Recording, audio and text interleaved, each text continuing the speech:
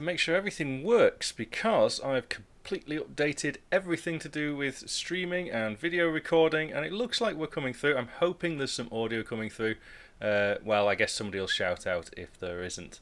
And I also appreciate there's probably nobody watching this because I've not streamed in ages, and with good reason, and I'm sure no doubt we'll discuss that if people join the chat. Now, today isn't going to be about code, so sorry if you've jumped on here from the YouTube channel expecting loads of fantastic code. There will be some of that in the days and weeks to come, but today we're carrying on with Hurdy-Gurdy because I want to get it finished, because I want my desk back, I want to get my synthesizers out and start making some interesting noises, and this is all in the way. And where did we get up to with the hurdy-gurdy? Well, as you can see here, we got reasonably far with the body. Now, there was one last little thing I added just at the end of the stream. I didn't actually show it on stream, but it was just this handle, which yields a very, very smooth motion. Hello there. Yes, good. Hopefully you can hear me. So that's as far as we got, and it's actually a really delightful motion. It's got weight to it, which feels good. Everything seems to be moving nice and smoothly. I'm pretty pleased with how that's panned out. And we remember there was a complicated mechanism inside. Now, unfortunately, I have sort of managed to stain the front panel. I'm not entirely sure how that's happened. I think probably it's quite literally a sneeze or something has landed on it weeks ago, months ago, and has just sort of slowly seeped in. Well, it is what it is, not much we can do about it. And we didn't get very far in the instruction book. Well, we're about just under halfway through, maybe. And today is going to be mostly about the neck, by the looks of it. Or at least assembling the head at the top and then presumably moving on to the neck. It looks like there's lots of fiddly, intricate mechanism work. It strikes me that was probably a good place to stop when we did, because this would be nice to try and get through in one hit. But this is all the complicated stuff. This is the fingerboard, the fretboards, the keys. There's elastic bands involved. There's going to be strings involved. Fun stuff. Well, let's not waste any time just getting stuck in, well, let's get started, I suppose. So I just want to make sure we did finish off. Yeah, see the instructions here. They don't show the handle on, but I went away and went to look for the handle because I wanted to see how did the mechanism feel. And I feel it's a bit strange that they don't tell you to put the handle on at this point. Anyway, I went away and did it. But it looks like we need to build up a selection of, I'm going to suggest these are just sort of bracing parts between the two bits of headstock. So I'll just put that there for the time being. And we need to start rummaging through these planks again for the bits that we need, and I've completely lost all familiarity with any of this. So they look like they're going to be something to do with the head, but we don't need those just yet. Oh, we need a few bits of those. Do we? No. That's the one we want. There we go. So we want this one with all of these bits on. Amadeus, good morning. Yes, first time chat. But I guess it's pretty late over there. It is 10 to 2 in the afternoon here, so not bad at all. I'm off work for the time being. So I've got a bit of free time, and I thought I'm going to finish off this project that we've been that needs to be finished off. I'm not going to get it all done today, but I think there's probably only today and another stream to get this done, and then we can get back to normal sort of CodeZone-y things. Let's have a look. So this is part one. We're going to need, we need all of these bits popping out. Right, hopefully these will just pop out nicely and then we'll tidy them up, but we'll see. They don't feel like they want to just go straight away. 1, 2, 3. Oh, they're actually numbered. 1, 2, 3, 4, 5, 6. So part 1 goes with 1, 2 goes with 2. So there is something unique about these. I can't visually see what that might be, unless there's an ordering to it later on that's important. Well, anyway, let's start popping these out, and I think we'll get the knife out straight away to burst some of the tags so we don't damage these pieces. Tutus, hello. Good afternoon. Galaxy Gone, hello. It's amazing that some people still follow the Twitch. I haven't streamed this year, if anybody was interested. It's the first stream of the year, which seems really terrible, doesn't it, for somebody that's meant to be an online creator type. Where are these bits? And do you know what I'm going to do? I'm going to move this camera a little bit closer so I don't have to stretch quite as far. I have some problems at the moment with sort of sitting and moving about, so I'm trying to make this as comfortable as I can for myself. I can't see where those are. So there's one in that corner, there's one there, and there's one in the middle. Right. Pop. That's what we want to hear.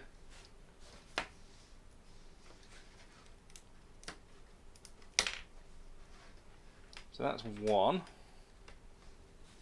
We can tidy that one up in a minute. Go to the back. I can see them a lot more visibly on the back. That's what we should have done first time around. See, all the techniques, all the strats that we learned last time, they've all disappeared now. There we go. Pop. Pop.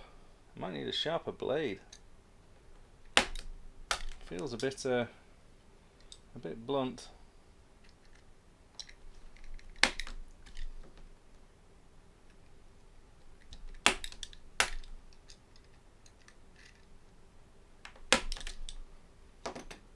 Alta, hello! That's number 2. I will keep these in some sort of order. Number 3. I have a new stream layout, by the way. Justin, hello, 11 PM in Australia. First live stream you've been able to watch. Yes, I suppose daytime streams are, yeah, maybe give it a slightly alternative audience. Well, this is the first Hurdy Gurdy live stream you've been able to watch. Ugh, come on. So it's clearly not code related.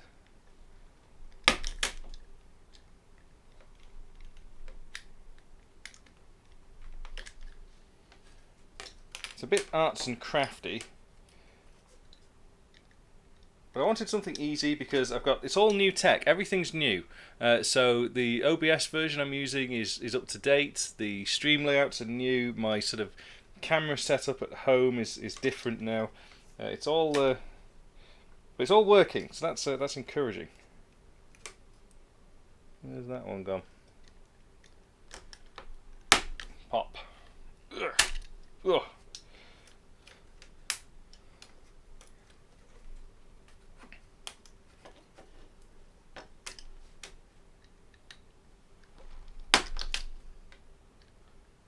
Now, one of the reasons this year I've been particularly busy is I made a video about 5 weeks ago.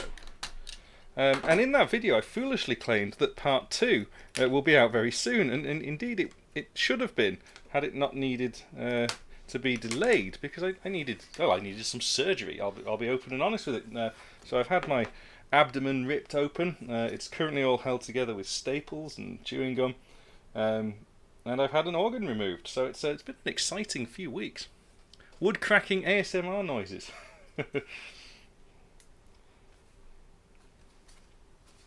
But good news is I'm much better. I'm on the mend now, but I don't know how long I'm going to be able to sit like this. We shall see. I don't know if you can see on my wrist. Look at this bruise, right? That's where the anaesthetic went in. So it's really nasty, that one.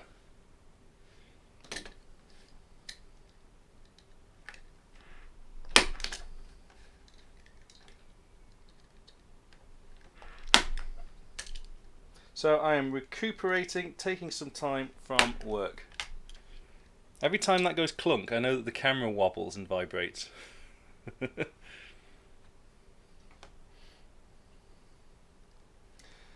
But having some time sat at home, and now I'm not just constantly on painkillers, my mind is clear. It's given me some time to actually do some code and getting some things sorted out that I've needed to do. So it's been quite refreshing. And I've started playing some computer games. It's been ages since I've played a computer game. I'm replaying Final Fantasy X at the moment. It's the HD remaster. And I know I've been discussing with a few of you on the Discord server about its authenticity to the original. And I think it does follow the original quite closely. But I just seem to find it a lot more enjoyable this time round. I didn't rate it very highly first time round. Don't know, maybe as you get older, sort of your expectations of these things change. Yeah, this is tedious, isn't there? There's a few more of these to do yet.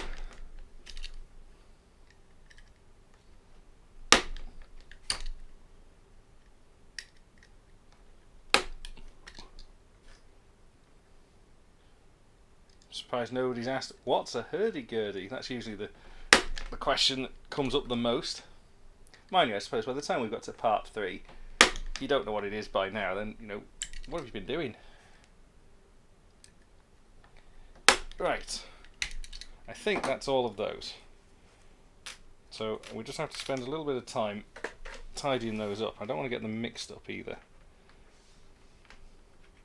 So they are numbered. Radius Bunny, hello, hello. Hello indeed.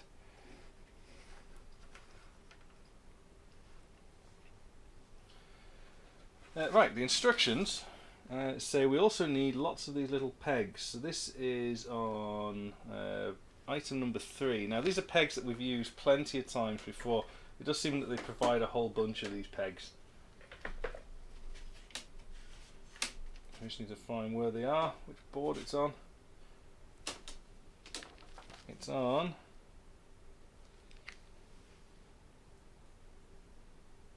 that one. There we go. So all these pegs at the bottom here,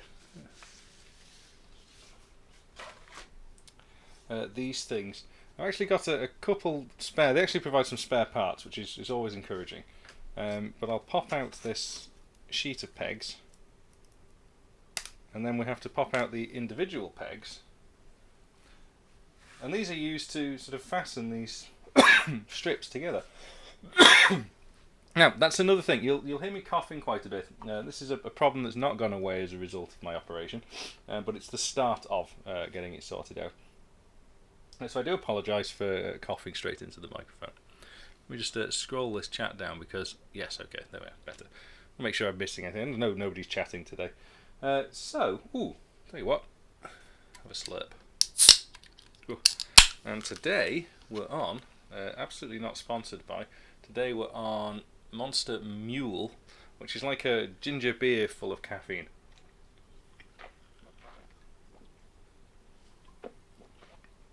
And very nice it is too. Right, let's pop a few of these out. Now, we gave us this special little popping tool, didn't they? 1, 2, 3. How many of these am I going to need? I'm guessing 6. 4, 5, 6. And we'll need to just tidy some of these up a little bit. It's not the part that's broken, but the bits around it. The flashing, whatever the support of the kit is. I know it's flashing, which I guess is actually more true for plastic moulded parts. But have a quick look at these. And we are governed today by the presence of daylight, so if the clouds come over and looking out over this fantastic vista in front of me, it doesn't look too bad.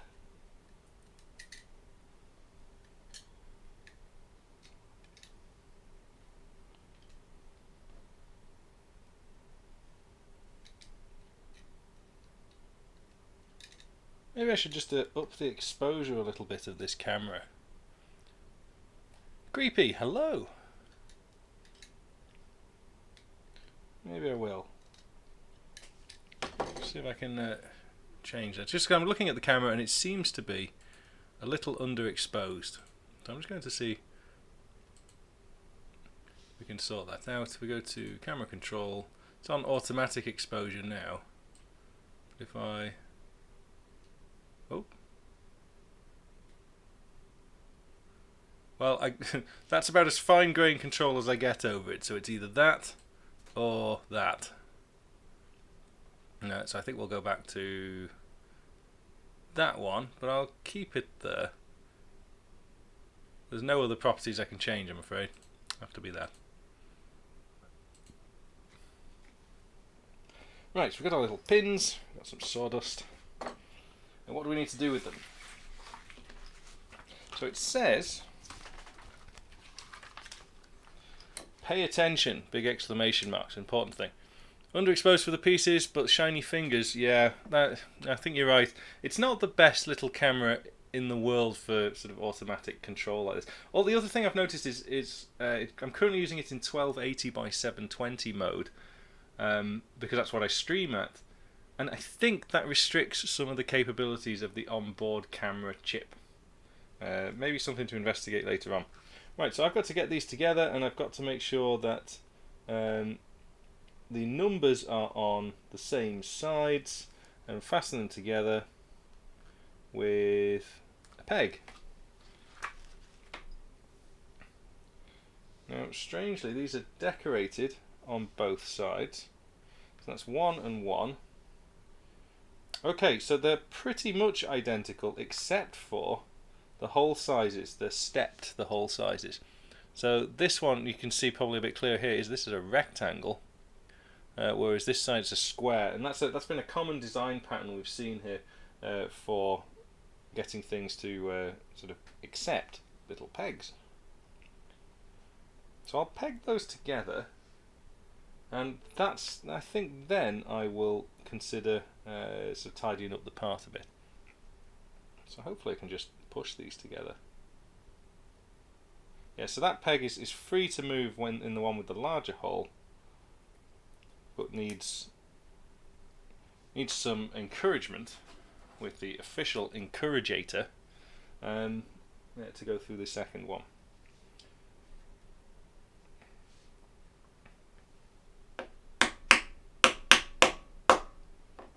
Yeah, nicely done.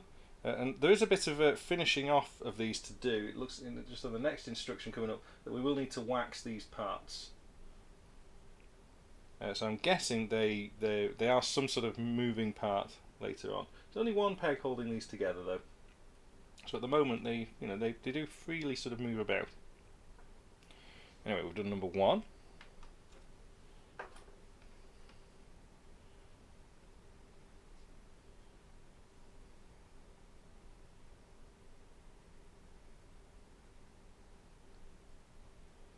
Yeah, so actually, because I need to make sure that I do get these the right way around. Mind you, the peg will only go in the one way. The peg will have to go through that first one.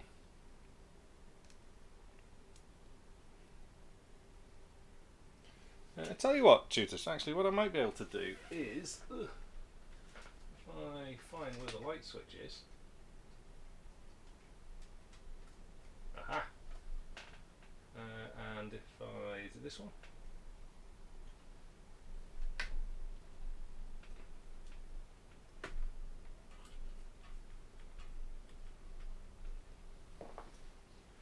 Right, so I've added my overhead light to the mix. So at least you can see the parts. I'll probably have to adjust that exposure now, but I bet you if I adjust the exposure it goes exactly to how it was before.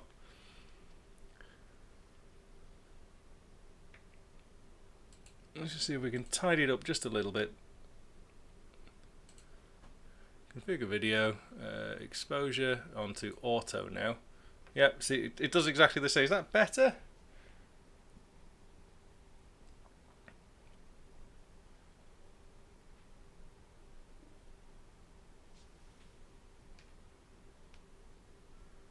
Okay, I'll leave. Yeah, I want it looking sensible. So there we go. I think that's a bit better, just because there's more light, more information for the camera to pick up at least. Okay, so we'll continue. Right, where's my encouragator?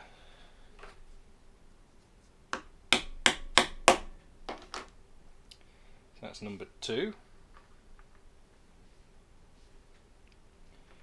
Number 3.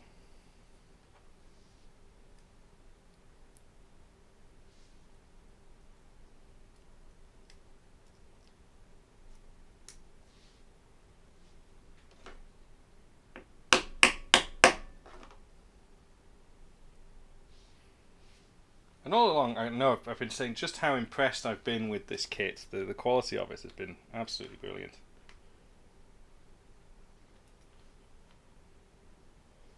This is number 4.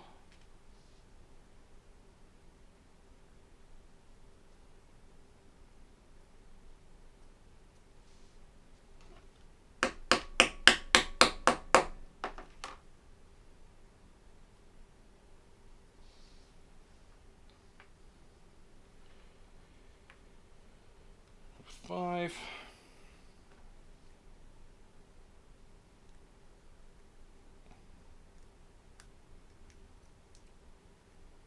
Well, I'm pleased that the Australian audience is kind of kicking about.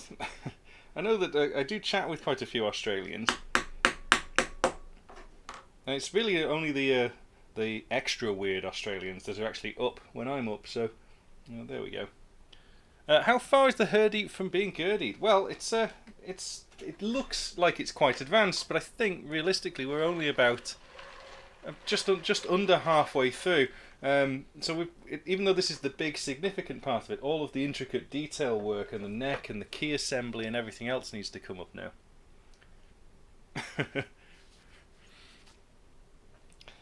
Right, and finally, piece number 6. So to all of those not in Australia, I guess I have to ask the question, why are you not in work? Or why are you not at school? You know, I have a legitimate excuse.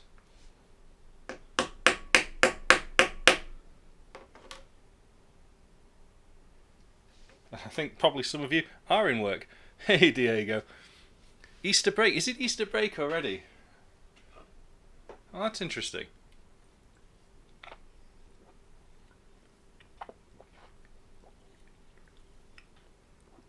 Oh, that's really nice. Right, now we've got our 6 things that are unidentified what they do. I need to wax the sides of them. Okay, so if you recall, they actually provided a little bit of a candle. I'm just going to smooth these down just a touch.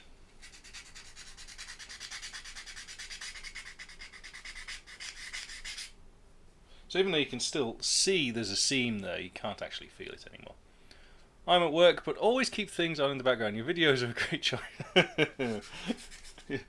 Mostly people, I just got a massive splinter then. Mostly people say, oh yeah, I love having your videos on when I'm falling asleep. Take that one way or the other. No, I don't mind. Thank you for dropping by. It's a lot of people tend to expect that the live streams are going to be like the videos, and as you can see, they are very much not. And a lot of people find that sometimes a little bit disappointing. You know, I guess it's one of those things that you never meet the people you see on TV.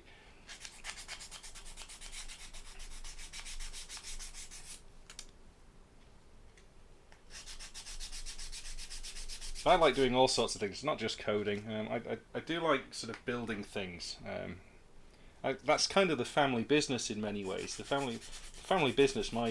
My father and his father and my uncle, they're all retired now, but they were actually professional model builders for part of their lives. So building things was kind of built into me as a kid, and I kind of went down the computing route because I found the computer's speed to be quite satisfying, even back in the 80s at the time. It was only like a 3 megahertz processor, if that. But it was the rapid turnaround of being able to design something and try an idea and then immediately getting a response. I was too impatient to wait for paint to dry or transfers to set and glue to set and things. I didn't have that patience.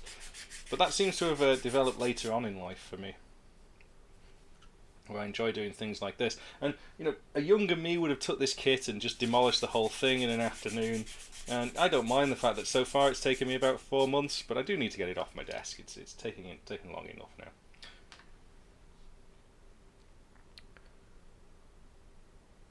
now. Tune in to see Javid waxing his sides. Oh, I can't at the moment. I would show you some lovely images, but I've had most of my sides shaved, hopefully by a attractive nurse, but I'm suspecting it was a reasonably middle-aged male anaesthetist. Right. Alter, you're practicing the chords C, A minor, F and G in sequence on your piano using fingers 1, 3 and 5 on the right hand, and it feels weird. It's hard to keep finger 4 up off the keys. Certainly that's an interesting sequence on the guitar to be playing, because you have to stretch to get that F. It's the G, C and A minor kind of all fall into each other, but that F doesn't. So I used to use the song Don't Look Back in Anger on the guitar by Oasis. Now, I don't really care what your opinions are about that particular song, but it has a transition where it went to an E minor to an F major, Was it an F major or an F sharp? I think it was an F major, and I used that over and over and over and over and over and over again to build up the bar chord strength required, because it was just a nice transition, whilst at the same time you had to go through the main sequence of chords, which I think was... what was it?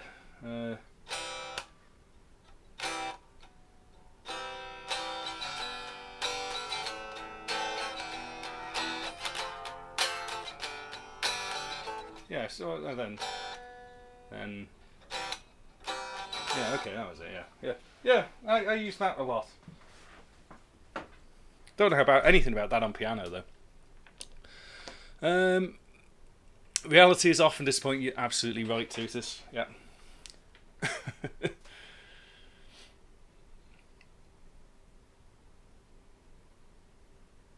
What are your thoughts on modern software quality, stability, optimization, etc. in general? This is from GokZT. Sorry, I just thought I recognised that name. That's why I was stalling there. Modern software quality, stability, and optimization. I think... that's where I get into trouble. This is why I like the live streams. I don't think these days you need to put that much effort into optimizing your stuff. Certainly there's obvious optimizations that people need to make. But I see a lot of people on the Discord server getting really, really excited about stuff the compiler will very clearly just optimize away for you anyway.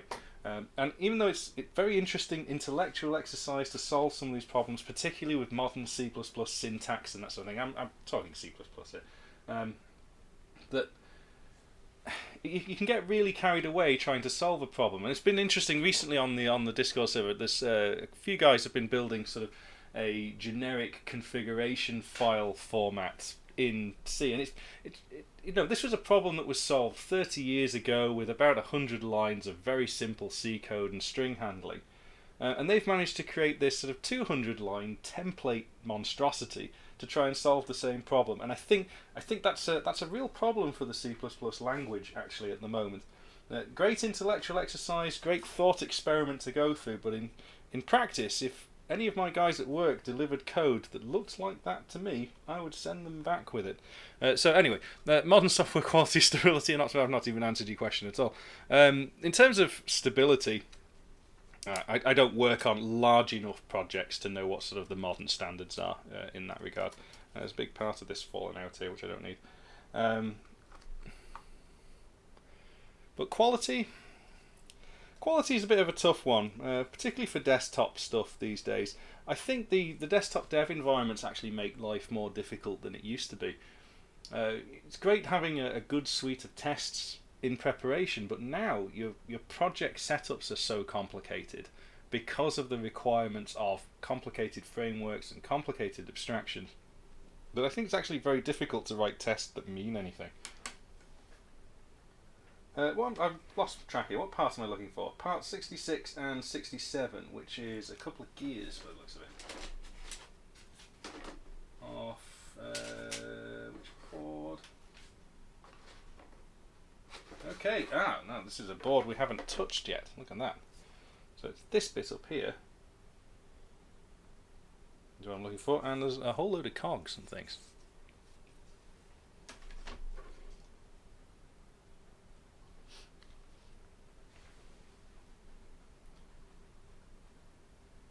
So I've waxed all of those, 66 and 67, that's what we're doing. So I'll just pop out this little panel. And what are the gears that I'm going to need? So the gears are actually the ones next to it, 68. And I'm guessing building two of these up, and then I need 69, which is that part, and 70, which is that part, and 71, which is those parts. So a whole bunch of stuff out of this section, and it looks like I'm building up two identical assemblies. Okay, so we'll pop all of these things out. It's a bit easier to do those on camera then. You said?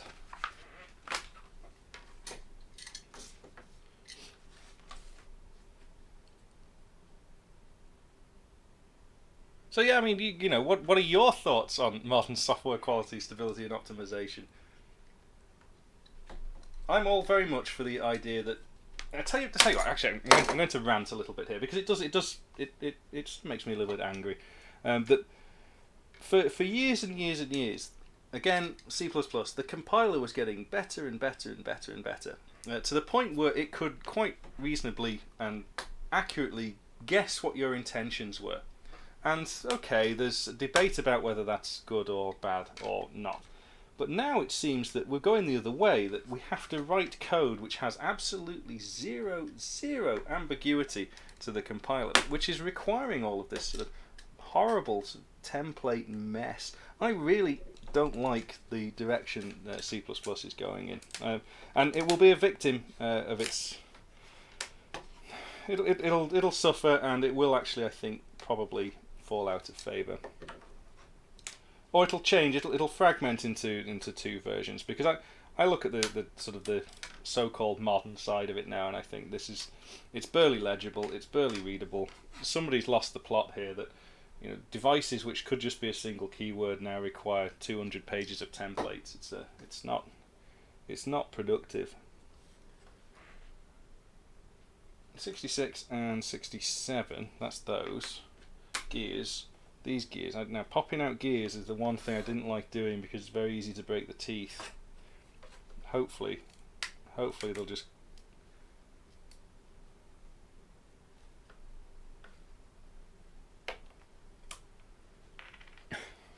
It didn't break. Oh, that one was easy enough. Good. Where's my little? Where's the tool? The tool. My fingers are too fat to pop out some of these parts, so I need the this popping tool thing.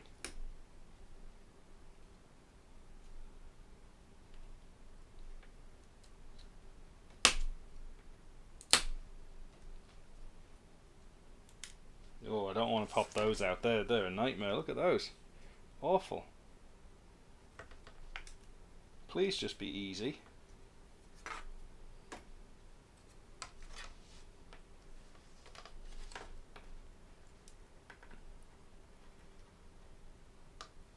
Have you run across the Cherno's YouTube channel? Yeah. Ironically, do you know, I don't watch that much YouTube.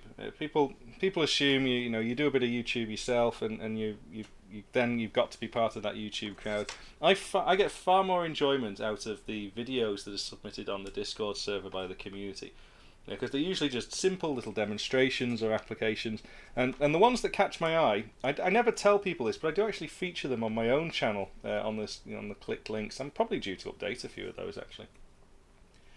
The big YouTubers like the Cherno, they don't need my help getting any visibility for their projects, so help the little guy. I don't like cutting these out. These are going to break. These are horrible. There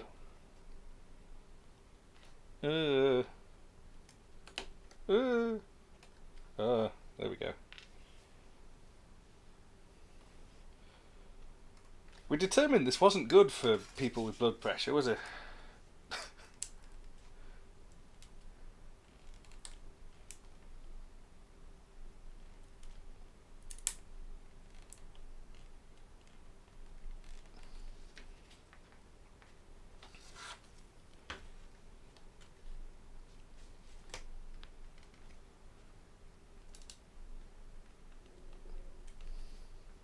Look, I tell you what though, you know how you sometimes end up in those YouTube black holes where you just start watching a video, you've no idea why you're watching it. I recently, and I don't know why, I've been watching a lot of animal hoof repair videos. Now, whether that's just the algorithm has decided that that's something I should be watching, but no, they're very, very watchable.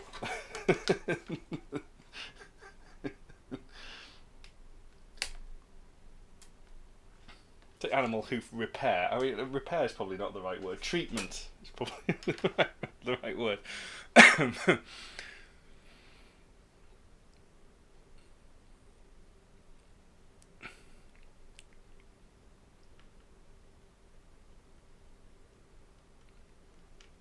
Oh, good afternoon, Danny. Hey.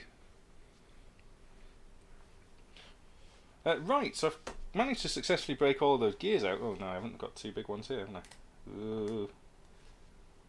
The gears seem to, it's like they know, like the kit designers know this is going to be really tricky for you to pop out, so we'll actually put a bit more effort into making the laser beam Laser beam. I like these parts. It's a shame you get all these ended up wasted parts. I'd love to do something with them. Right, so 66 and 67. We need to make these together.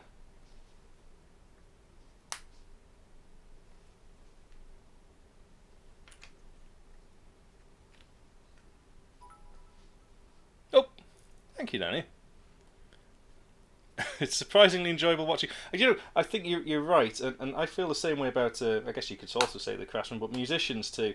You know, I find even if it's not a genre I like, if I go and used to go and watch live music quite a lot.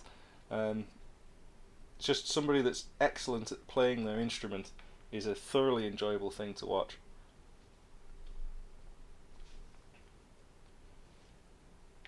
And at the same time, you sort of realise I'm never going to be that good. So it's soul destroying. Right, 66 and 67, they get squashed together thus. To form a little sort of stubby little axle thing.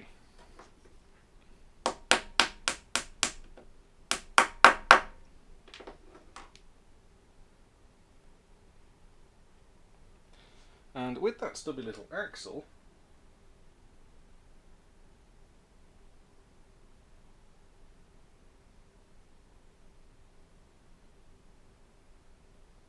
I need to apply the big gear 68. Which was 60? 68 were these ones, yes.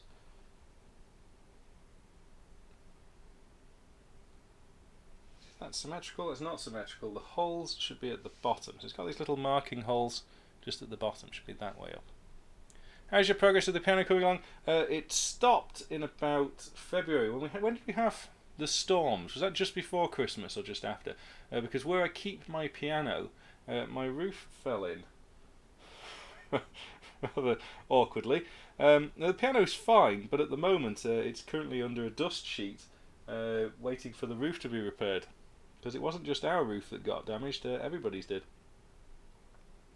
So knowing that the hole's at the bottom here, I need to sort of pop that gear on. I think once this is on, it's not coming off easily. And I don't want to apply pressure too much to the middle of this gear, because it's only held in place by these spokes. Ooh, creaking. Creaking.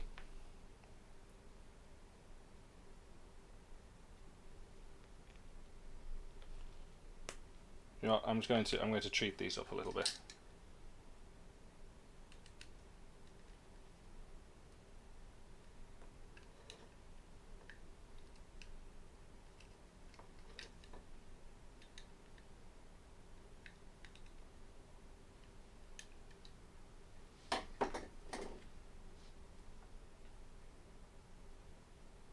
I don't think there's a preferred polarity on this. It looks like a fairly even cross shape. So I think once this is on, it's tight.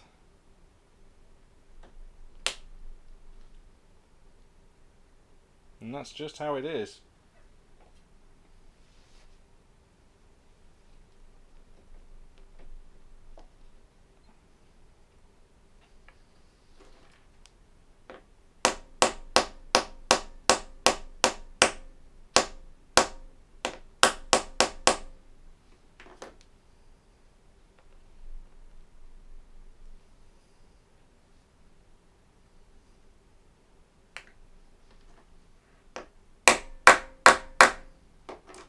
There we go. It's on, nothing broken, good stuff. Oh, hang on, some chats. Hey, Magetta. Everything was simple, clean, fast.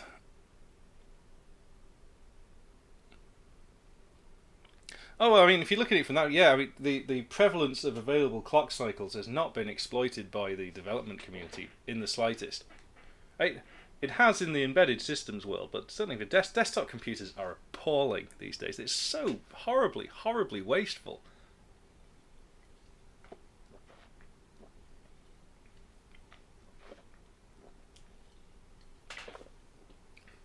And today we're on the the mule. Right, that was really fiddly, and I didn't like doing it, but I've got to do it again.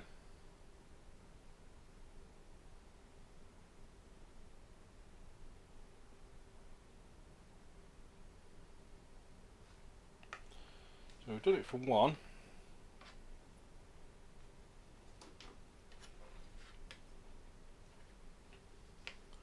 That was probably the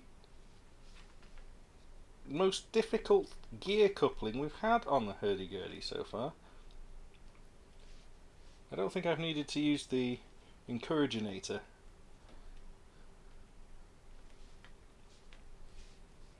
These ones are just not popping at all.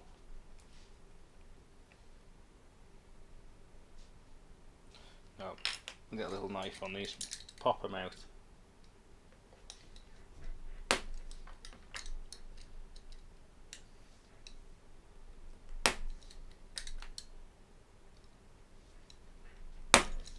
Boom. Oof.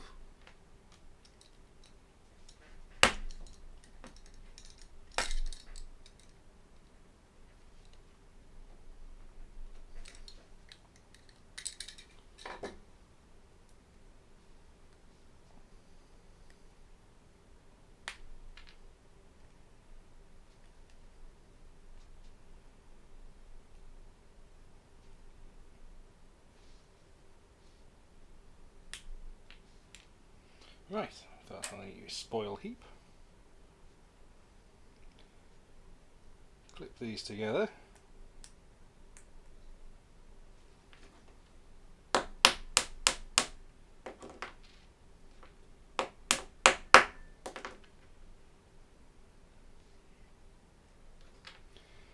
And just like before, holes at the bottom.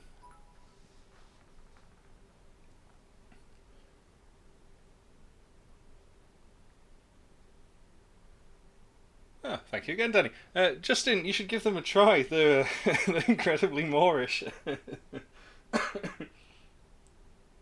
I only drink the sugar-free ones. It'd be a bit extreme otherwise.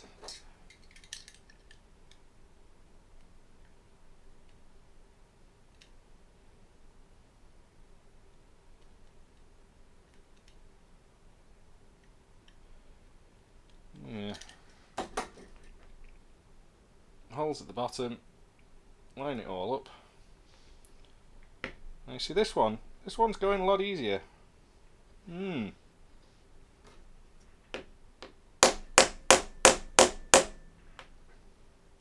Sorry about the camera shake there, but I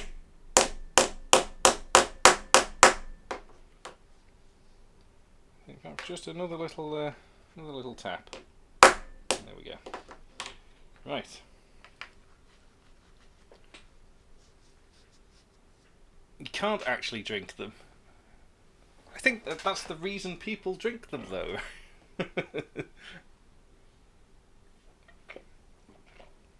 Anyway, nobody has mentioned, what do you think of the new stream layout?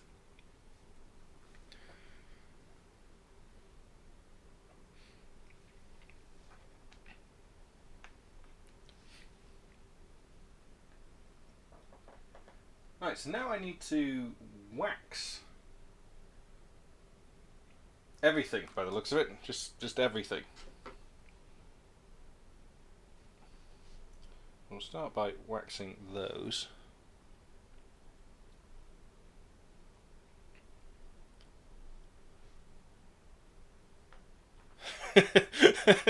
Thank you, Tutus. always the voice of wisdom there. I've got a feeling the instructions are kind of implying wax this surface, which has needed to be done on a few of these, where they actually just butted up against something else and just rely on friction to give you that bit of sort of feedback, for want of a better phrase.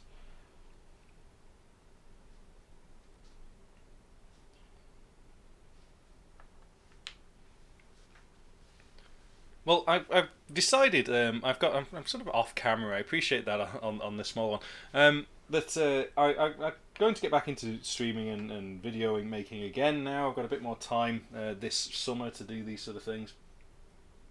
And some of you know that I bought a new laptop just after Christmas. And it's going to be sort of a mobile OLC. And I thought it'd be cool to do some like cooking videos and do some programming videos outside and that sort of thing. And so what I've got now is quite an elaborate setup where I can use either my main PC or my laptop. And if I make a change on one, it's immediately sort of updated on the other, including all of my stream setups and that sort of thing. So it should make it very easy to sort of keep consistency between these platforms. Right, so what I'm looking for now is 71, 69 and 70. So the little gears were 71, 69 were these little pegs, and 70 were these gears. And it says nothing about sort of prepping these. These look symmetrical, so I'm guessing it's just in one and in the other. Where's my? I need a little resting piece. We'll just borrow you again. Most of the time, we've not needed the hammer to do stuff. But this round has seemed a little bit. Either that, or I'm definitely weaker, perhaps.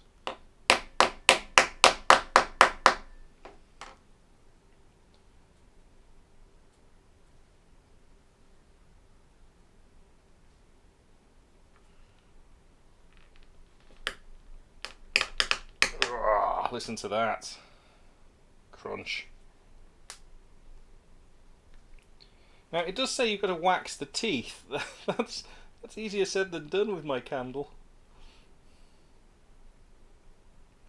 I think it actually suggests that you go away and melt some of this, or use an actual candle and a paintbrush. Now, I still don't think that would work, because as soon as you took the paintbrush out of the candle wax, it'll just go hard. So my approach has been just to deposit a little bit of wax on some of the teeth, and over time it'll sort of work its way into the mechanism. One of the viewers did suggest why do they not use like a mineral oil or something? It's because it's plywood, and it'll just all delaminate over time.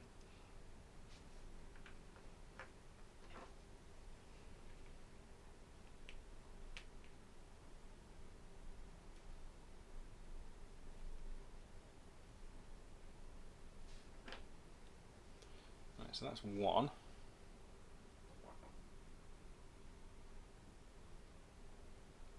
I'll do the other one.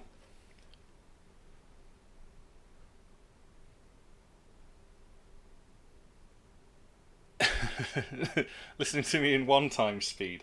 We don't want to speak fast, so we speak really quick, and then we don't. So we're going to put this little peg in this gear, and then we're going to find the other gear. We're going to put it on the opposing side, and then we're going to hammer them together. And yeah, that's not me, I'm afraid. I'm not a very fast speaker.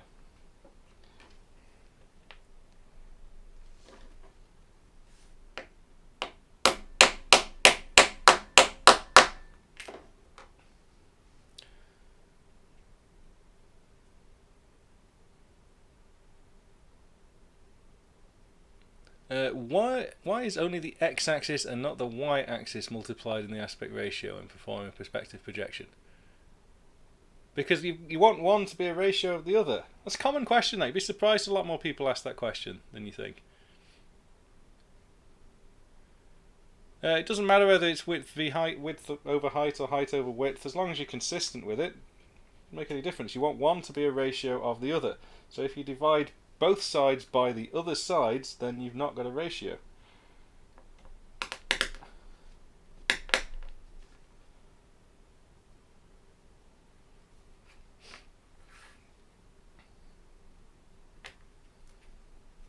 Oh, creak. That one's gone together much simpler. But what I've noticed, and maybe we can get the camera to focus on this one. See, in between the teeth there's little bits of wood from the thing that keeps it together. So I need to cut those out just whilst I've noticed them. It's easy, they just fall away, but you don't want them in there later on, because once I've assembled this, it's very difficult to unassemble anything. So it's worth just taking that time just to double check everything.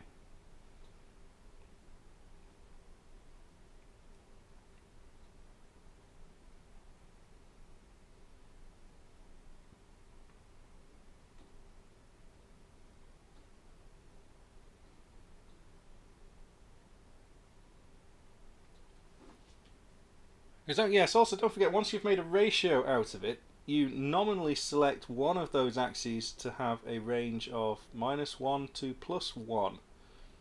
So the other axis just becomes some sort of subservient to it.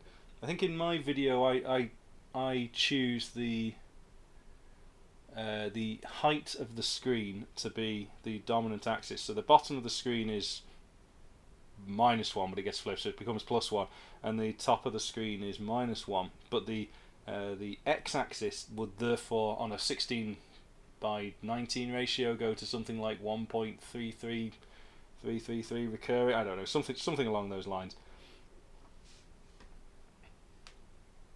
Because if you've got on your projection, if your screen is going from -1 to +1 in both the x and y axes, then you've got a square projection.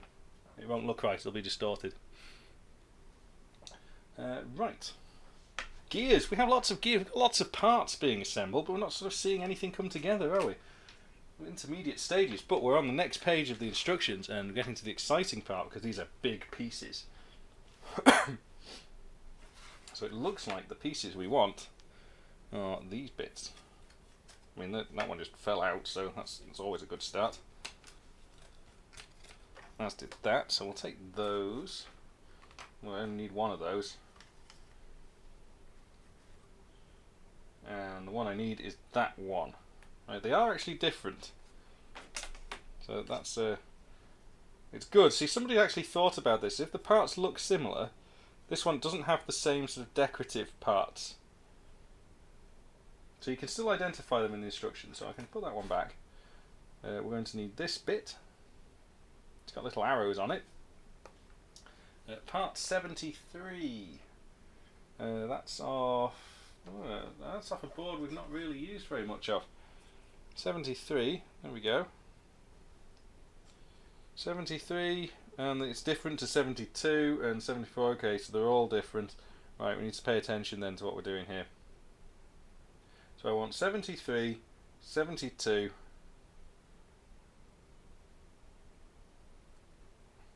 2 lots of 73. 73, 73, 73, 72.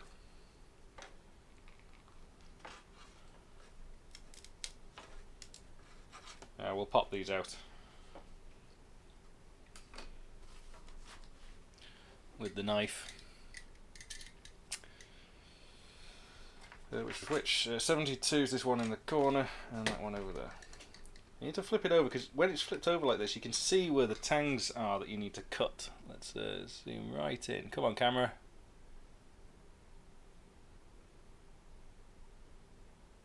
And maybe you can just see the... So there, for example, you can just... There we go. You can just see there's a little sort of holding piece. So it's those that I'm cutting.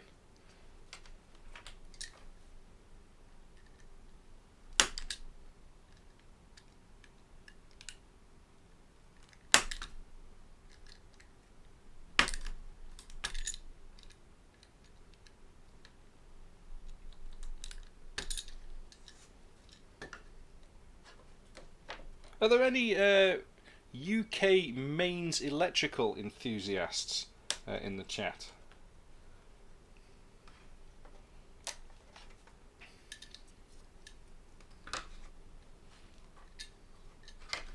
'73 is that one.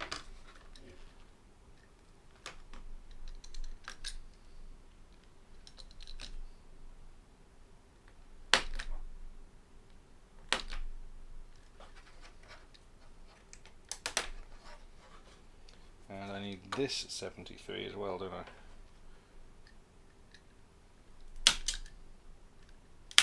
Ooh.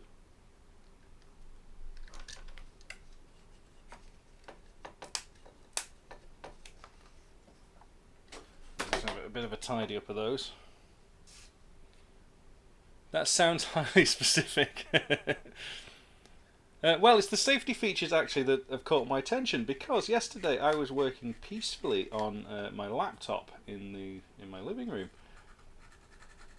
and I was just sat there, and the socket in the wall next to me exploded.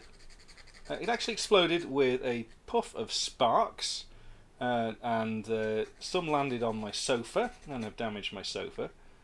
And there's a black burning soot coming out of the top of the socket. And I know a little bit about mains electrics, and part of my job is being involved with electricity. I was quite surprised at this, and I'm going to make a video of the autopsy of the main socket, because it's failed in a way which I believe is in violation of some of the safety standards of the socket. Now, this socket's been there for 7 years, and I've been using it almost daily for that amount of time. So why has it decided to fail now, and why has it failed so catastrophically and so dangerously? I mean, what if my child was next to that socket, right? So it's a bad thing.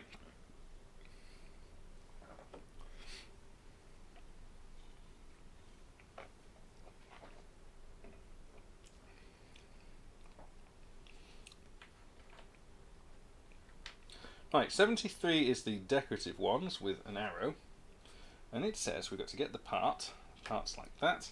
So 73, make sure the arrow goes into the arrow. Arrow into arrow, I can understand. There we go. Okay. Oh, hang on. We've made that mistake before, right? Some of these parts are not decorative on one side. Now I'm guessing that's an outside there, so we'll stick that. So the decoration is on the outside. Now the other 73 is going into that part again with decoration on the outside, but arrow to arrow. What's the difference? I'm not sure. They look symmetrical to me. Do you have safety switches built into your main circuit? Yeah, oh yeah, everything happened, right? Everything happened that was supposed to happen. So my fuse box caught it at 2 different levels. The appliance that was plugged into the socket was unharmed. It's just it looks like the way that the switch has failed has done so in an especially dangerous way, and it's caused at some point the live mains cable to actually touch the body of this switch. And the body of the switch is decorative but metal, so it's basically immediately formed an arc welder, which has melted a hole through the front of the switch, and that's what all the sparks was. So it's literally molten fragments of the front of my switch. I might go and get it later and show you, but the switch itself has a hole. You can see daylight right through the front face of the switch now, where it's welded through. 72 also goes on to the. So it was a very exciting afternoon. And for those of you that sort of follow along on the Discord server, you'll know at the moment I can't move very quickly. So when it happened, this distinct sort of change in the colour of my pants, I think, when it happened, because I didn't really know what I could do about it other than sort of sit there being showered in this hot metal sparks. Right. Where are we up to? We're looking for some pegs. So the pegs that they want us to use are on a big board. Oh, here we go. So these are the pegs.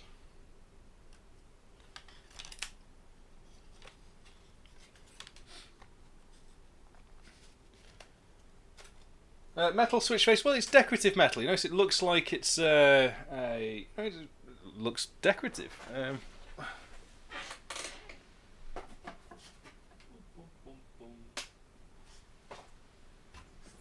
I might have one.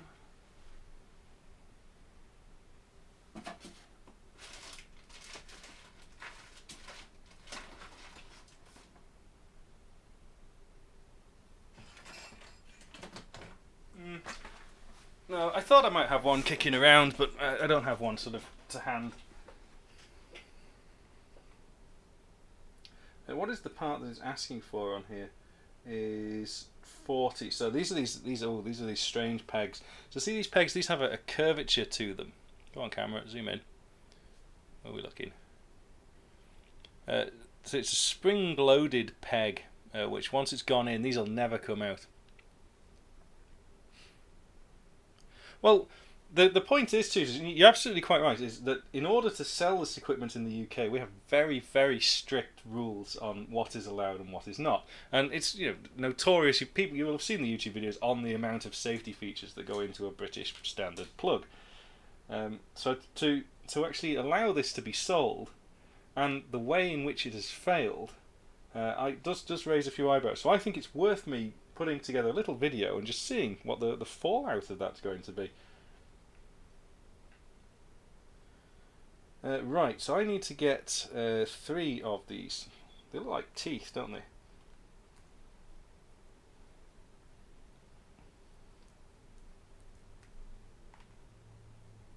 Well, getting 3 is a pain. It means I'm going to have one just kicking around on my desk, which I'm absolutely going to lose. Right, let's just see if these need any... yeah, they do.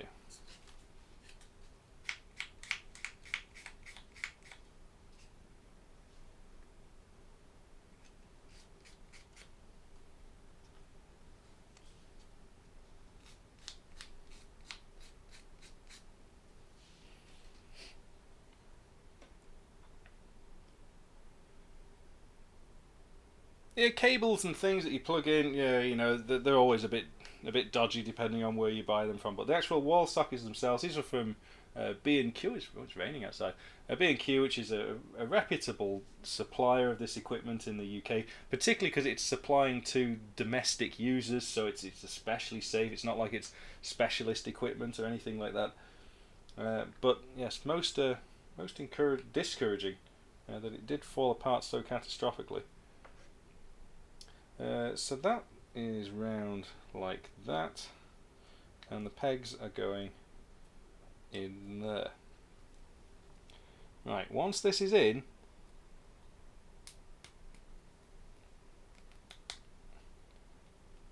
I don't think that's ever coming out.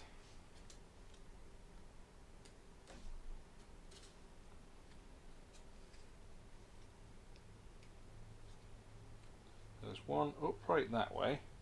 This one, it's saying you do from this side.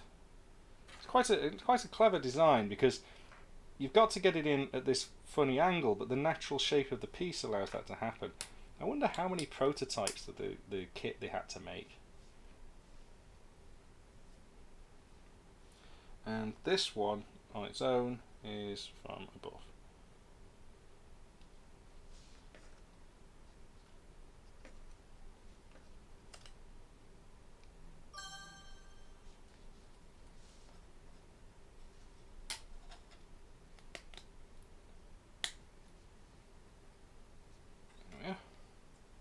Right, let's have a see what that ping was.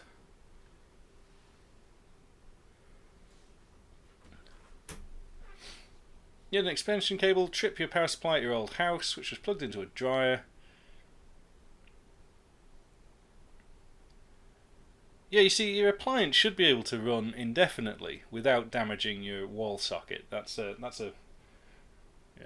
dodgy appliance if not.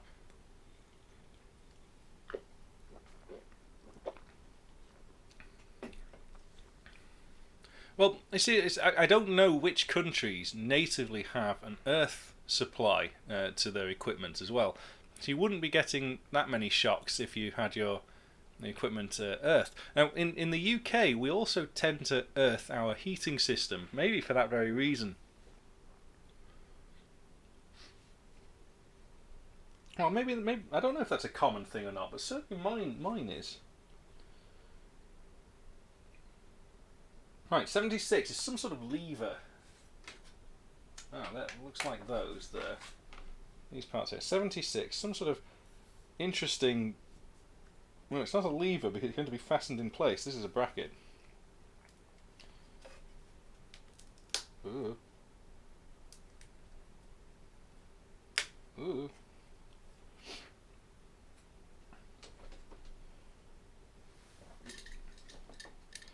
I'm probably not going to be streaming tomorrow because I'm going to go and get all of my staples removed tomorrow morning. And I've got a feeling I might be a bit tender after that.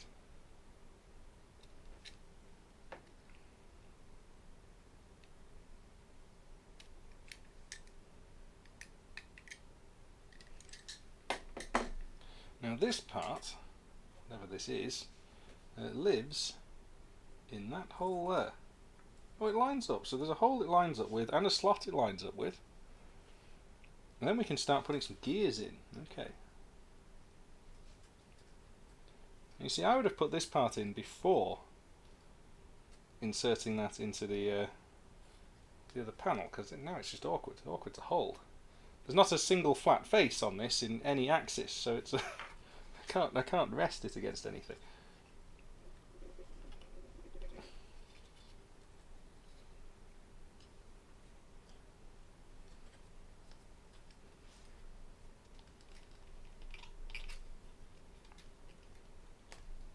You know what? I'm just going to wax those up a little bit.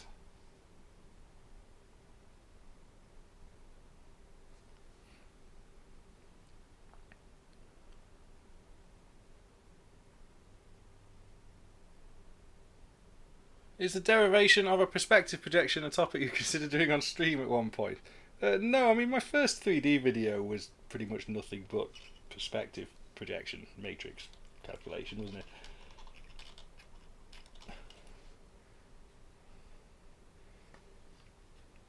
And then I did another one on orthographic projections. I've done 2 videos on projections. This is really fiddly because I can't put any pressure on anything to clip this one in. There's me sort of saying how amazing this kit is and how well designed it is. But this is actually one of the first flaws that we've come across. I can't rest it on anything to apply the pressure in the direction I need to in order to get this to clip together. It's just stop being a wimp, Javid. Get on with it. There we go. See, I would well have assembled that piece into there before clipping it together. Anywho, right, we're on to gears. Ooh, I like putting gears in things. So this is a gear with the pedestal, and one of them sits in there. So I'm just going to lube up that bit.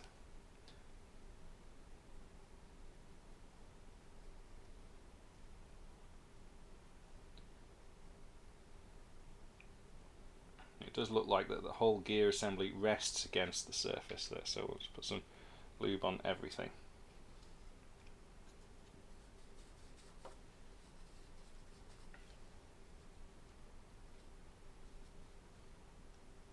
A video on holographic projection wouldn't go astray.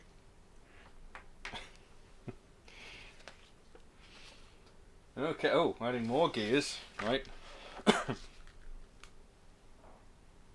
So this gear is now going into that hole. So let's lube it up. There.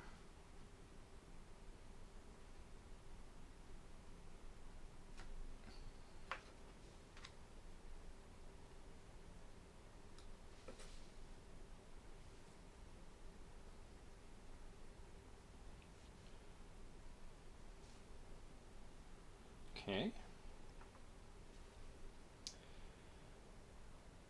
And once we've got those 2 gears, we put the other neck piece on. Seems a bit unlikely, but apparently that's what we do.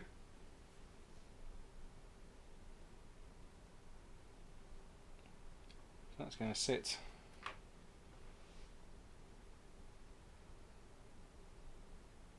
on there, on there. I'm just looking ahead in the instructions a bit just to make sure we're not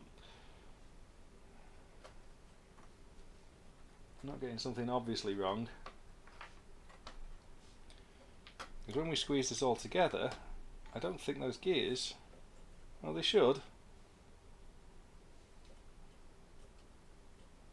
Yeah, you see, that's what I thought. I haven't waxed up that face of that gear.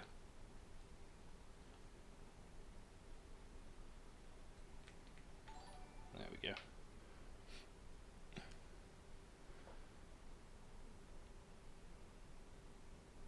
I'm getting a lot of first time chats with Rust. You need Rust raid. Who's that from? Togglebit. Thank you, Togglebit. We don't get raided very often, do we? And all these people will be coming in expecting code, no doubt. But here we are building a wooden hurdy-gurdy. Hello to everybody. It's going ping, ping, ping, ping, ping at the moment. What am I building? It's a hurdy-gurdy.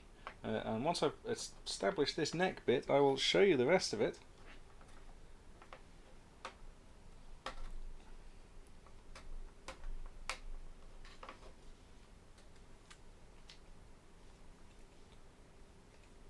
Oh, clip. Click, click. I just want to make sure those gears move smoothly. They're not bad. It's not great.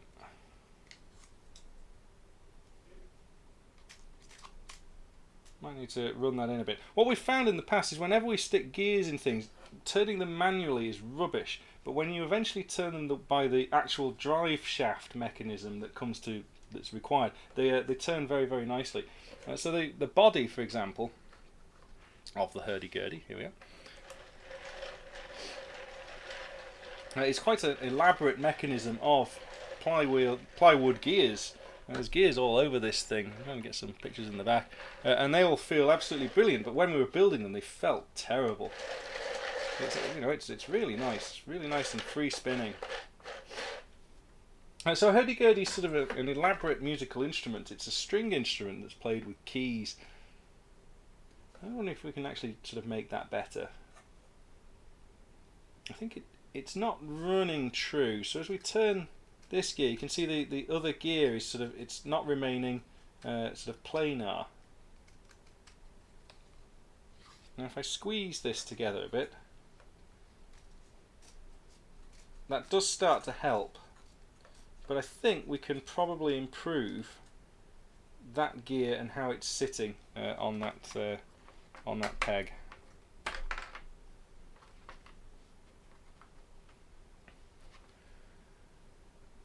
So I guess you've all come from a Rust a Rust stream, given everybody's well, not everybody, but somebody is spamming Ferris into the chat.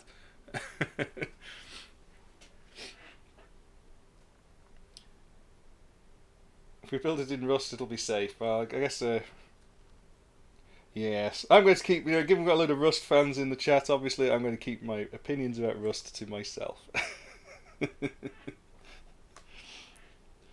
Right, so why is this? This is this gear. It just doesn't look like it's entirely sat down properly on the peg. I have another one that we made, but no, we'll stick to this and see if we can do a bit of a repair on this. I don't think it needs to come off. I think it just needs some adjustment with my adjuster meter.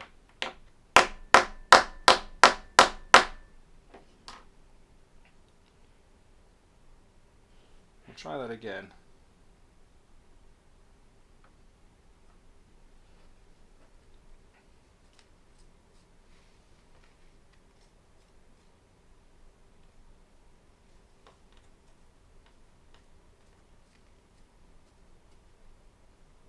I guess if the little gear is also not quite sat properly, that'll be forcing the other gear off, so we'll just also tap it from the other side.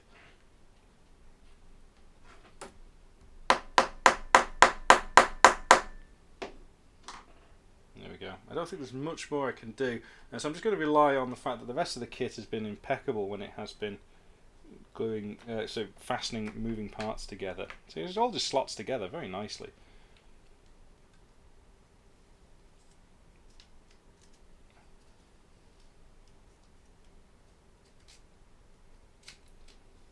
I know, it feels a bit grotty. It's freeing up though, it is freeing up with some movement. I don't think this is necessarily, however, a sort of continuously moving part. I think this is something to do with the tuning mechanism. Possibly, I don't know. I've never made a hurdy-gurdy before. First time for everything. Interestingly, this bracket that we didn't know what was for, when that's in place, that's going to pinch the gear. Maybe that's used for actually keeping it in place. Don't know. Where did you get the build kit? That's a good point. Since a lot of people here, what is the kit? So the kit is, it's totally funded by myself. It's not an endorsement or anything. It's from Amazon. It was, where's my camera? It was U-Gears. If you just search for Amazon for Hurdy Gurdy kit, it pops up, and so far it's been thoroughly enjoyable to make it. It's a complicated kit though, and it's very easy to break the parts, so it's not just something you can just quickly rush and throw together.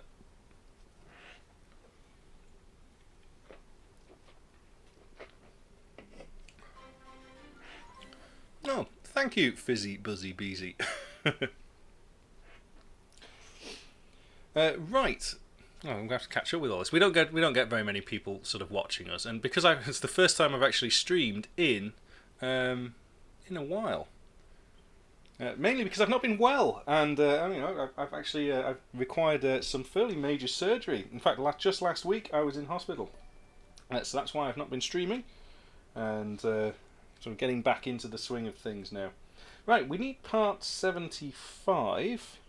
Oh no, we need more of these pegs, more of these awkward, horrible, curvy pegs, to pinch all of that together. So we've done that side, but now we need to sort of genuinely sandwich it, and I think that's a point of no return, so I always get worried about stuff like that. We'll take another 3 pegs here. There we are. And we'll just tidy those up. So that's why there hasn't been any sort of YouTube videos or streams. I know in the last YouTube video I made this sort of foolish proclamation: the next one won't be very far off, and it turns out that a week later I required this surgery, so I took a bit of time out to go and have all of that dealt with. That said, it's a quick way to lose a little bit of weight. I've lost my gallbladder. It is gone. Not a recommended way to lose weight, because I will tell you now, it's F-word painful.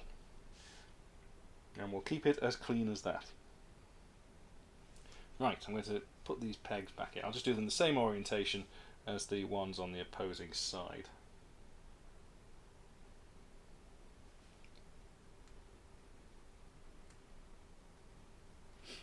Is it a real hurdy-gurdy? It's a real fully functioning hurdy-gurdy when it's finished, yes. It's been months. It's been about 3 months exactly. So since the last stream, you had yours out 3 years ago. You thought you were going to die. Well, for the last 2 years, I've had about 17 gallstones, possibly 16. Whether one was or not, we don't know. And each one required a trip in an ambulance, and each one requires significant painkillers. It's awful. I do not recommend any of you go and deliberately try and acquire gallstones. They are horrible, horrible things. And I decided enough's enough. I'm got to get this dealt with, and so I did. There's not much else to say, but it was about the day after I did my last YouTube video. I had another attack, and that put me in hospital overnight.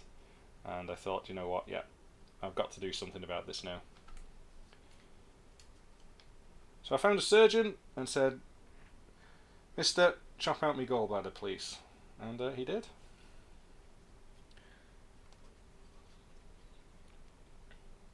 Yeah, I don't think I fancy kidney stones. The gallstone, if nothing else, it just sort of gets out and goes into your stomach. It's not the end of the world. I think kidney stones, they come out in a slightly different place, which sounds horrific.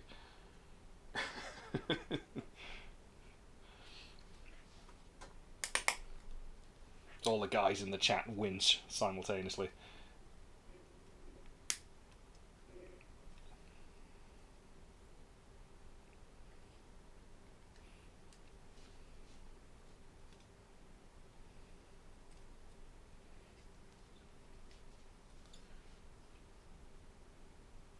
Yeah, that's the surgeon said when he saw mine. He said, "Look, you were a time bomb, basically."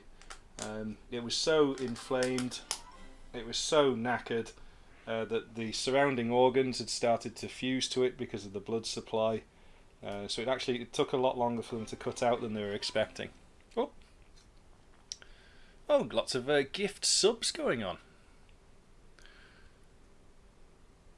Fizzy Buzzy Beezy. See, I don't fully understand these Twitch things, but I'm learning. What are the effects of getting rid of one's gallbladder? Nothing, really. Is what they tell me, at least, anyway.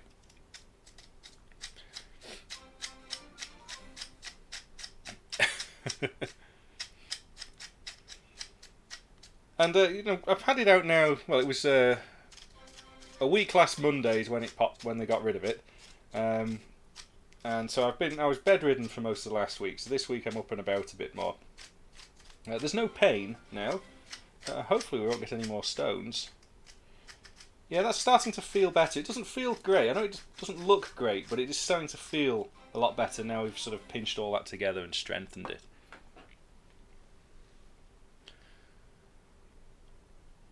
Why do we have so many useless organs? Maybe we're just not using them properly. We just don't really know what it's for. We've never really worked out how we should be using it.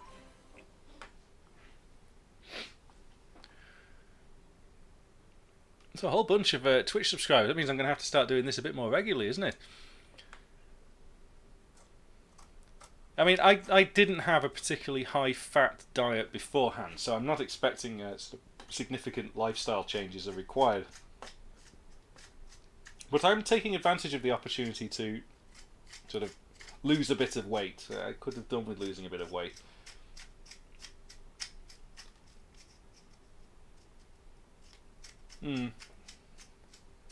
I'm so about that. I'm not entirely convinced that I like how that's gone, but not much we can do about it now. But we do need now part 75, which is some sort of elaborate clip.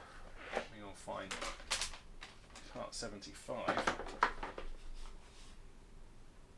75 down here. There we are. So it's like a dual spring-loaded clip peg thing.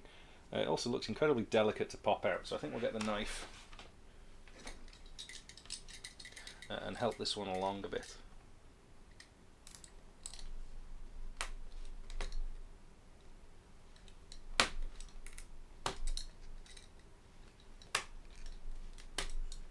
So yeah, I had a few complications when I was having mine removed. I should have been under the anaesthetic for about an hour. It ended up being just over 3 hours, which meant that I had a bit of a chest infection and things when I came out because of all the tubes that you have to stick into your lungs to keep you alive. It was a mess, but you know, I was actually out of hospital just over 24 hours from going in, so can't really complain. It was all done via keyhole surgery. Got to wax these up a bit.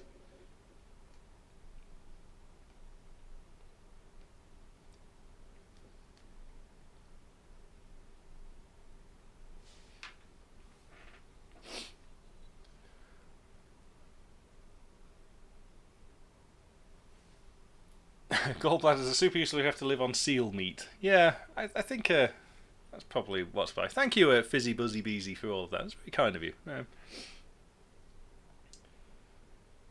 Right, I need to work out where to stick this peg, don't I? Right, so that's looking like that. This peg is going through there, so it's going through this elaborate sort of intermediate stage, which has to clip that together and that together. So as soon as these spring things go through, that ain't ever coming out. It looks like I've got to try and clip it into 2 different locations at the same time. Oh, well, I mean, that was easier done than said, I think. It's gone alright. And that does now, even though it doesn't freely spin, it does actually feel as if all of the gears are in alignment. It doesn't look like it though, does it? That gear in the middle there is still sort of, it's a bit on the piss, isn't it?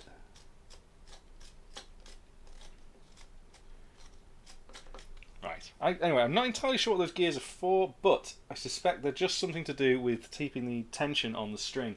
So the body itself, I'm guessing like a guitar, you just have a string or a knot down here. There's no actual tensioning. There's some micro tensioning mechanism here. Let's get the right camera angle. So see this this like a logarithmic spiral. The string's going to rest through this gap, and as I turn this, I can slightly change the intonation of the string. So I get some sort of micro tuning level adjustment there. Maybe that's to, I don't know anything about Hurdy Gurdy, so maybe that's to change how the string sits on the friction wheel here. I'm calling it a friction wheel. It probably has a fancy Swedish name, but I don't know what it is. So they're guessing the bulk of the tuning, or at least the tensioning of the string, is happening at this end of the neck, just like on a guitar.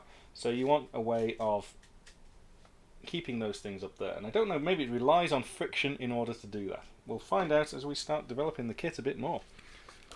We're turning the page. Right, we need another one of these funky pegs to hold that pin in place that we've just put in.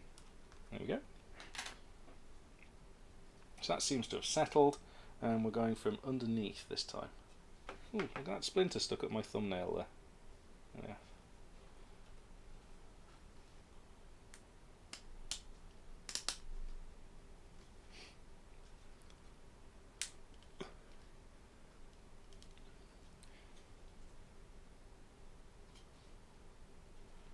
And one of the things about when you start talking to people about gallbladders is you realise just how many people do have problems with their gallbladders.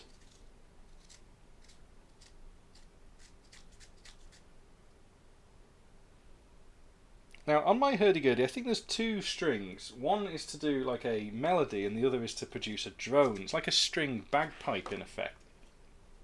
So I think looking at this that we're about to do very similar things again.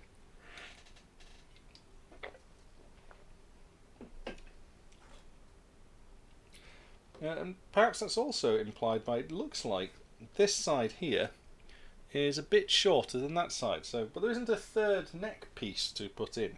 I don't know. We'll have a look. So we've pinned that in. Now we need part 77, which is sort of another part of this elaborate bracket here.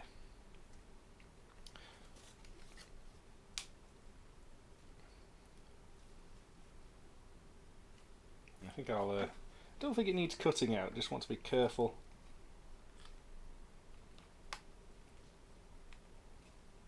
Yeah, it just feels a bit tight. There we go. Anything to tidy up on there? A little bit of flashing. We'll just take you off.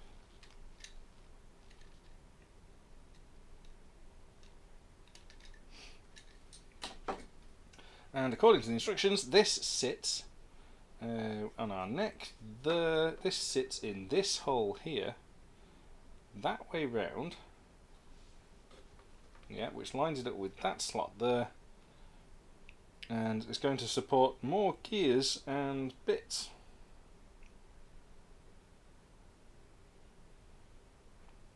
Interesting, okay. Now last time I did make the complaint that actually this was really fiddly to sort of insert,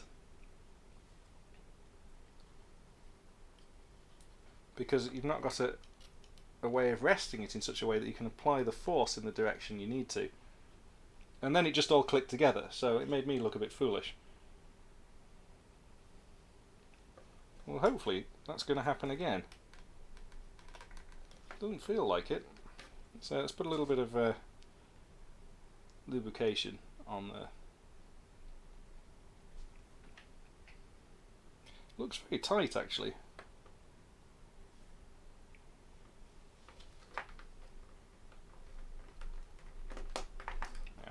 Yeah, the lubrication has helped there. So we can see that lines up with that slot as well.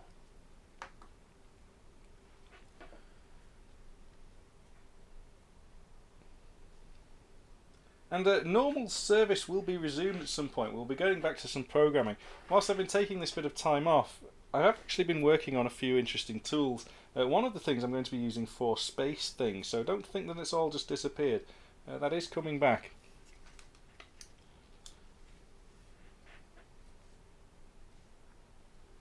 Right, that one does look a bit delicate. I'm going to use the knife to pop that one out.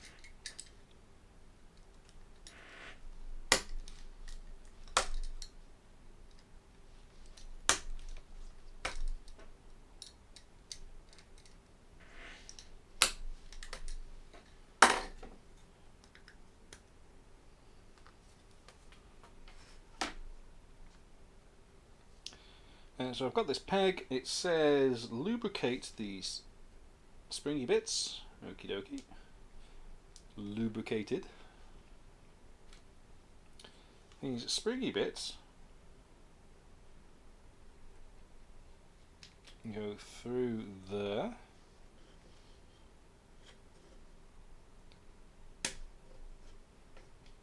Like so. And then we use another one of these pins.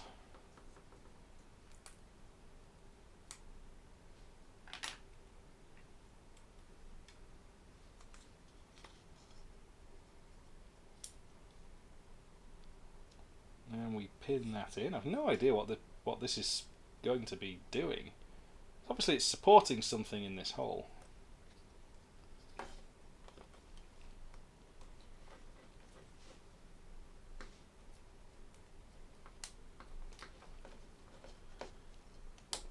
Ooh, it's a bit stiff. There we go.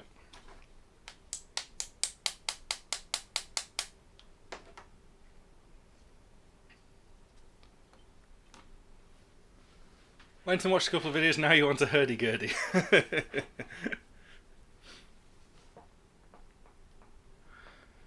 Have any of the recent Final Fantasy Pixel remasters caught your eye? No. Do you know what? I'm pretty much done with just recycling old games. I think that's lazy. It's the new novel franchises, new IPs. It's necessary, and we're just not seeing them. And I think, you know, I like Final Fantasy games. I'm a huge Final Fantasy fan. I have played them all. I just don't want to play them again, just because the characters look different, or they've got a new boss, or there's a new sword, or it's not enough. Particularly when you know that those games, they're at least a 50-hour investment of your time. Once you've done that 50-hour investment, I don't want to invest another 50 hours just for the sake of one of the costumes being different. What a ridiculous state of affairs gaming has become. Total nonsense. Right, instruction 6. I need an elaborate sort of strut, which is part 85. This here, it's a decorative piece, but I think it's also structural. I like the big pieces because they just kind of fall out of the kit. Much nicer. And it says I've got to get this the right way round. And that's going to sit in there and not clash with that gear, I'm hoping. It says, anyway, it says pay attention to where the two holes are. There and there. And just slide these in. Ooh. Ooh, right. It gets to the point where we've got to make it go click. Or is that it? I think that's it. So I suspect those holes are going to be supporting the string. So one of those strings goes through the middle. There's one set of holes here. It lines up with the gearing here. We have an extra set of gears, which I'm guessing are for the other string. I don't know which one's the drone and which one's the melody, though.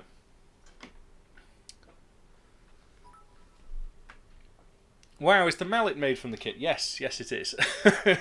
It comes with it. It's not heavy, but it's good enough to do the job. The kit has been absolutely brilliant quality. The instructions are fantastic. The ingenuity of some of the design work is impressive. Right, so I've put that piece in. Right, we turn the page. Hey, we'll get. Oh, hang on. Whoa. Right. Okay, so basically we've built all that stuff, and now it's saying, right, we're moving on to something completely different. So this looks like an elaborate framework, but also we're getting the rubber bands out.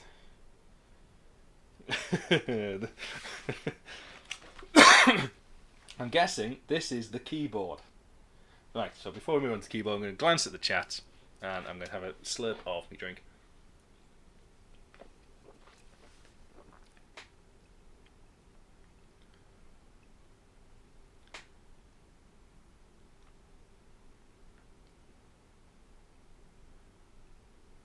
Yeah, see, it's an interesting point too. Is would they, if emulation was more supported by actual companies? It's difficult. what's also changed is people's attitudes towards gaming. Right, the solution, you could legalize emulation in such a way that people made money from it, keep everybody happy. But then people still wouldn't play the games. Now you're an exception to this because I know that you play a lot of games. But I think now gamers they want to be able to stop the game and start the game whenever they want. They don't want the games to be too challenging. They do want sort of additional content later on in a game. I think it's just the nature of the game is unappealing. Voxels are definitely the future of games. That's a big statement.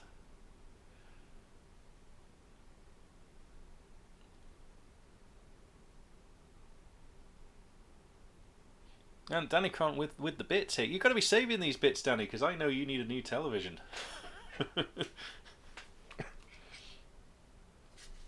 Don't want to rub that in or anything, but you need a new television, mate.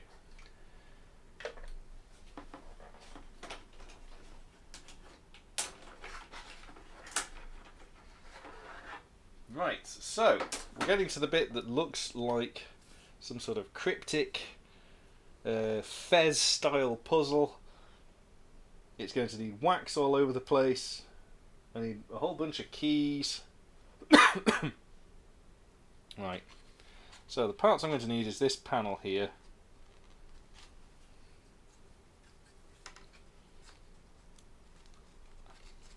Try and get the whole panel out.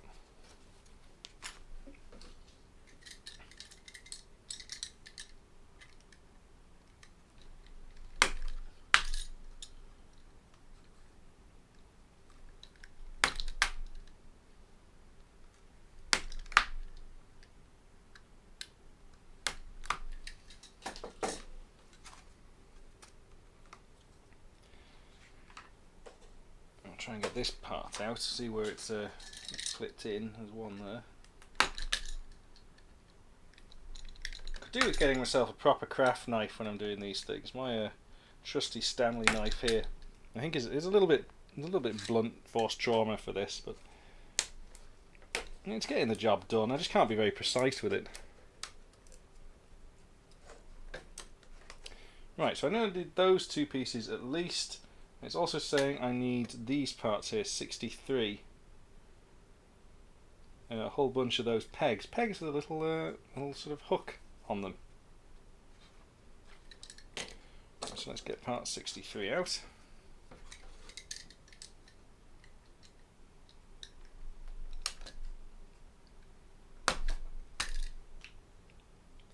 So I've just reached the Thunder Plains in Final Fantasy X, and I think this was about, when I first played through it, this wasn't far off where I just lost interest in it. But this time around, I seem to be enjoying it a lot more. I just think the battles just seem to be considerably more entertaining than they were. I feel that the game does a good job of forcing you to use all of the different characters, which I don't remember it being the case. Right, so I've got the 3 bits that I need. My elaborate numbered thing, no idea what that's for yet. We've got a whole bunch of these bits, which are going to go inside those, and they all need waxing up. Of course, you've got to put the wax on the inside of the holes, and of course I can't, so we'll have a think about that. Well, let's pop out a bunch of these. So hopefully these are just going to nicely fall out.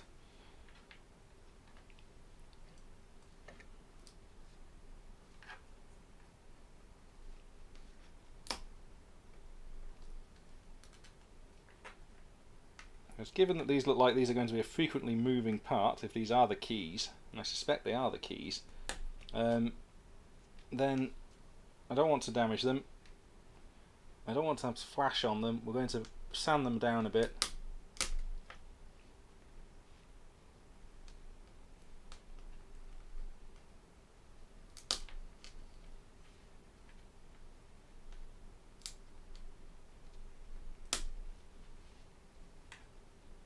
They give you a spare one, which is nice.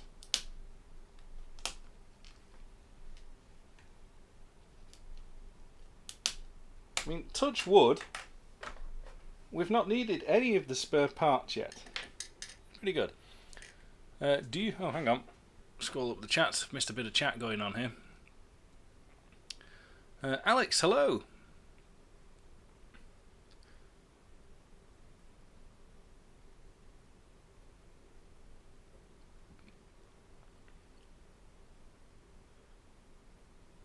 You haven't finished a Final Fantasy game since 9. Final Fantasy 9, though, was pretty good.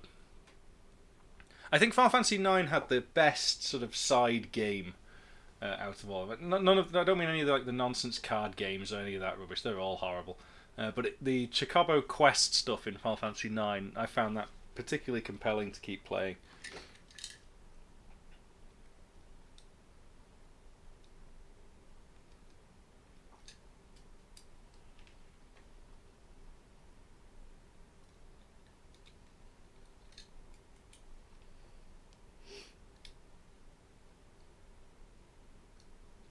No, I'm going to actually sand these down, just gently.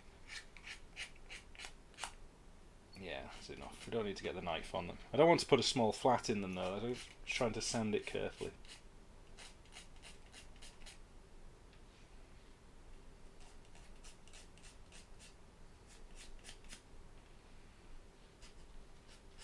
Final Fantasy 6 is a masterpiece. Yeah, it's pretty good actually, Final Fantasy 6. Do enjoy that one.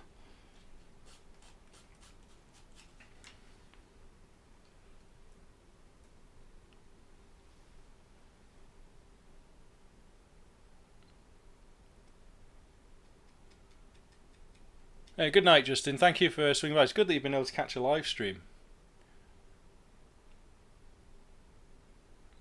The best Final Fantasy game, obviously, is Final Fantasy 7, right? And there's no debate on this this channel. It's just how it is. It's the best one. Right. So it says I've got to basically insert those into there and onto that spigot there, like thus. However, I've got to wax the inside of this hole, which I don't think I'm going to be able to do. So what I'm going to do is instead just make sure I get a nice chunk of wax on the corners of that spigot, and will allow things to just sort of naturally work its way through.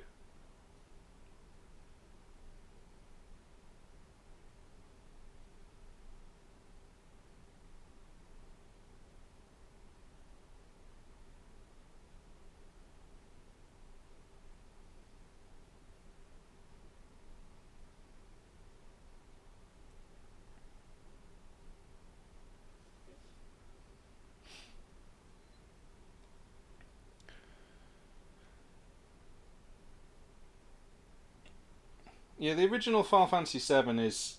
I mean, obviously I do have memories of it with rose-tinted glasses, no doubt. But it is... I just think it's just a really well-rounded entertainment. So that goes on there, and then I've got to wax...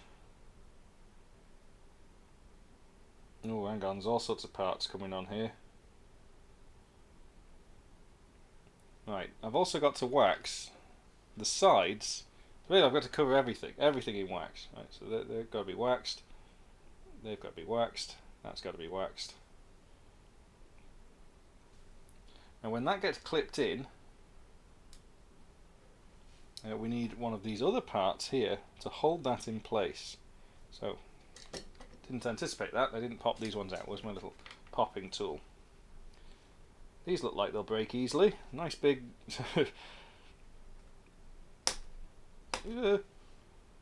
Yeah, so it kind of chipped a little bit. You can get away with just the edges chipping like that, but you've got to be careful.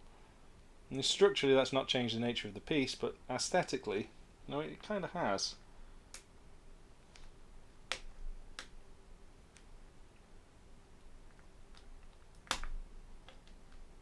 Another.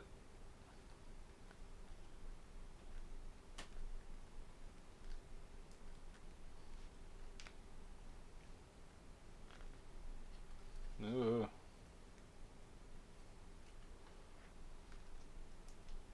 Oh, there we go. Now you see that one. You can see, maybe you can see on there. Bring it right up. Go on, focus. It looks like it's damaged, but it isn't really. And it's just the very outer veneer has pinged a little bit.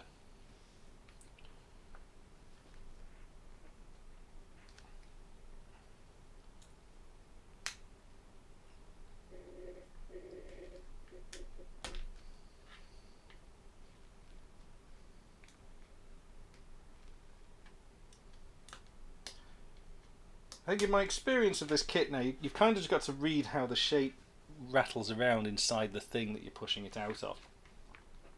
You give it a prod and you can kind of see where it hinges, and therefore you can learn how to pop the part out. So once we've got one of these clips, we then clip the part into place, thus.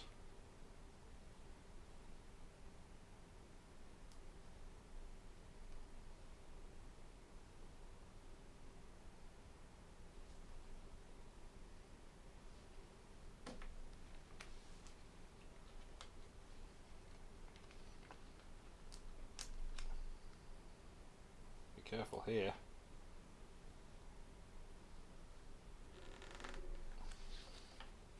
Because you've got to push down onto this thing, but the part that you're putting in stands it off from the floor.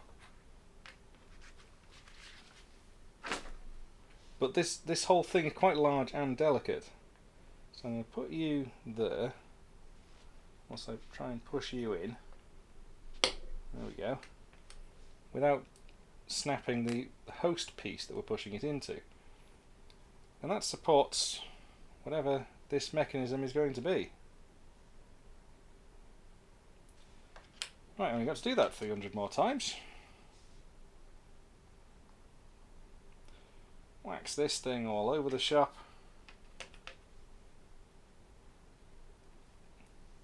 Bang it onto there.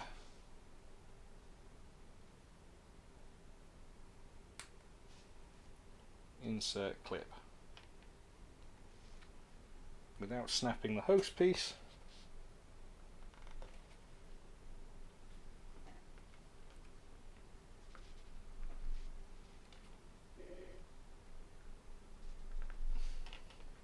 Fiddly.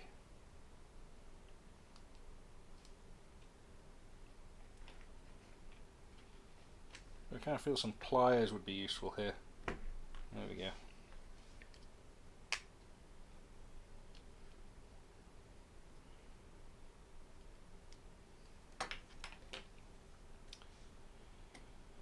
Cover in wax.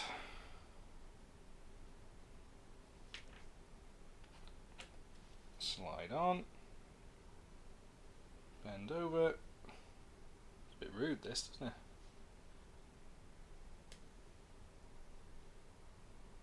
And insert.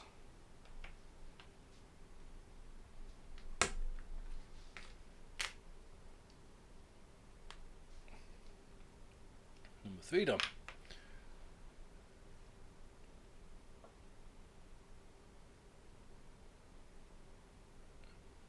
I think they didn't have much choice with the remake. I mean, it's a long, complicated game, and to make it all to the standard of the remake, it would have been in development for another 20 years. 13 was awful. 13 and 15 are horrible, horrible games.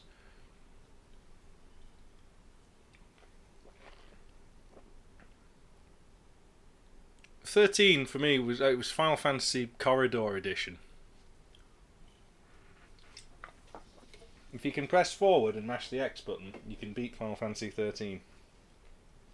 It was dreadful, awful game.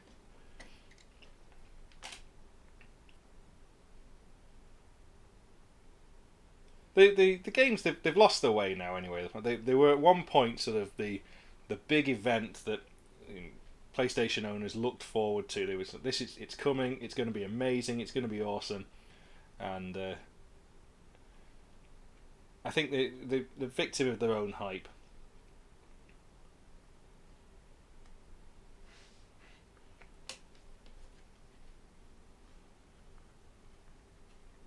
You could also argue that when Squaresoft became Squeenix, maybe the output also dipped a little bit.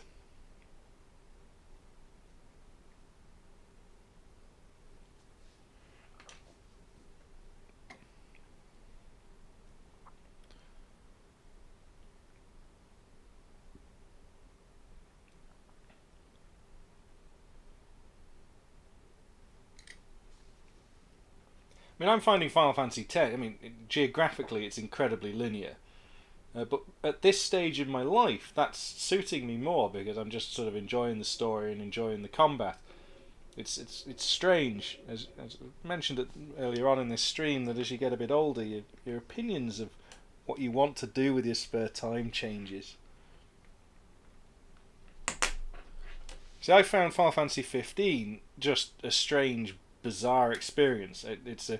It's clearly some heavily anime-inspired game. That's fine, but it's tries to be open world, but it's a big empty open world. Most open world games suffer from, and it's got a weird cast of characters which I can't feel myself being engaged with in any particular way. So then you get this stupid, things like in Far Cry 2, malaria medicine. Anybody that knows what I'm talking about will know that is the worst possible mechanic to add into a game. And Final Fantasy 15 did that with flipping food. You sit down and cook and watch all these like sponsored cooking sequences. Well, it's just lost the plot. So I've got to say I'm probably not going to pick up Final Fantasy games going forwards. I kind of know what to expect from now on. And I was quite excited when I Am Setsuna was sort of announced. That we're going back old school. Yay! It's the old team coming back together again. And well, no, that was awful too. It was just boring. What I'd like to see a remake of, or at least an HD remake, is Vagrant Story, because I think that is a thoroughly underappreciated Squaresoft game.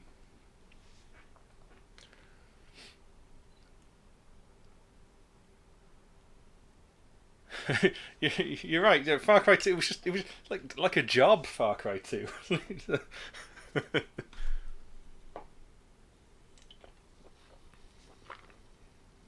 Well, I Am Setsuna was meant to be sort of the spiritual successor to the Chrono games. Right. Well, I mean that had a lot of repetition in it, but we've now made some sort of intricate keyway mechanism. That's exciting. So we've got to put these parts in. Now these are parts in the bottom, in these holes next to it. And the hooks need to be in opposing direction. So I need these parts. Where are these parts? These are 63. Oh, we got 63s, didn't we? There we are, 63s.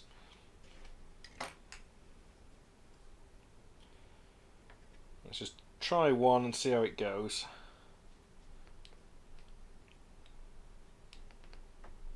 Yeah, I'm going to give these some assistance with the knife because they look delicate and they look important.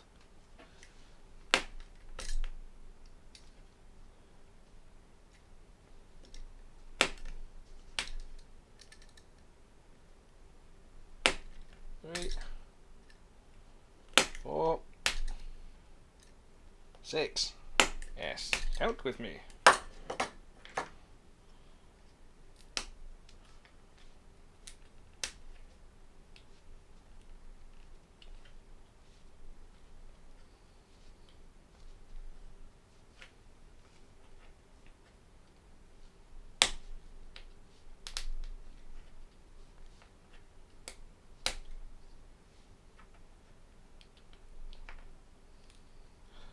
So these are all the little hooks that we're going to be doing some trickery with some rubber bands next. Don't quite know what, but that's what we're doing. This is going in, and it says in the instructions that these go in all of these slots along the bottom with the hook in the opposing direction.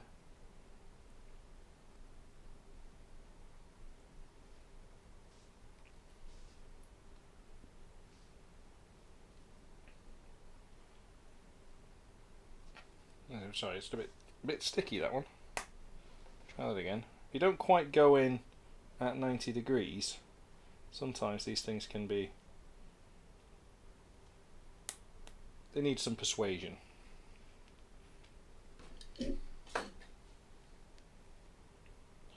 where's my persuadonator? I need several levels of packing here.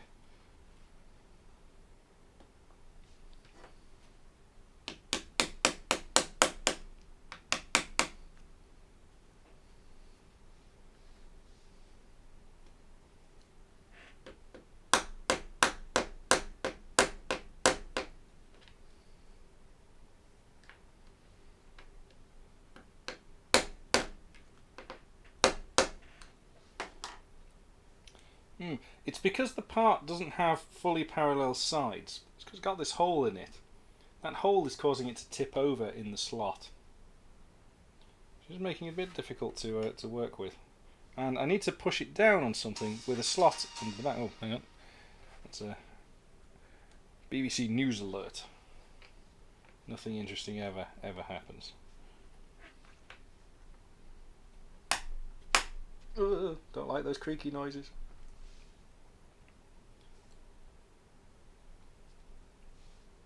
It's not quite settled down.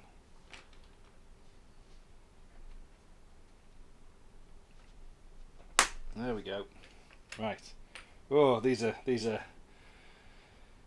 not good when you're drinking an energy drink.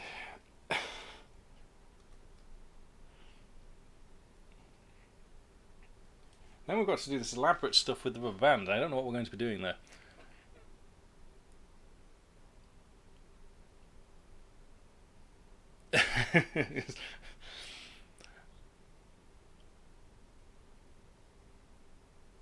Digimon games. Now this is where you start to lose me. When your game is mainly a toy selling franchise, that's when I stop paying attention. These are really fiddly to sort out, these ones.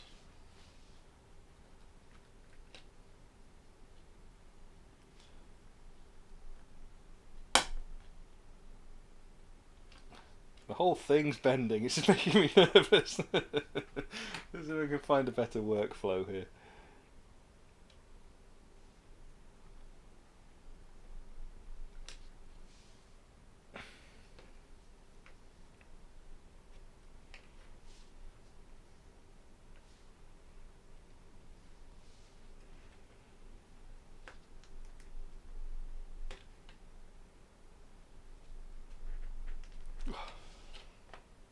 These are really tough.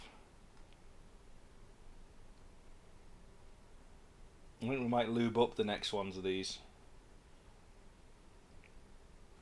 It's not gone in, but they're not going in straight, which makes it a bit tricky. And I've got nothing to hammer on because I've got no flat surface on this side.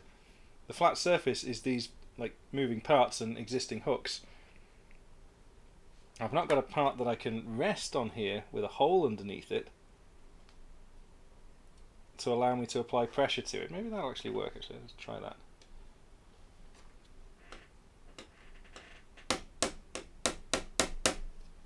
It's straight away moved.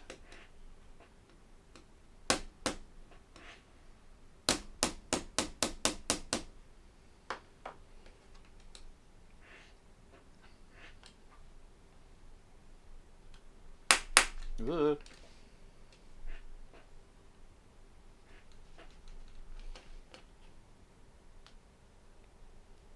Okay. Yeah, I'm going to wax these ones up a bit.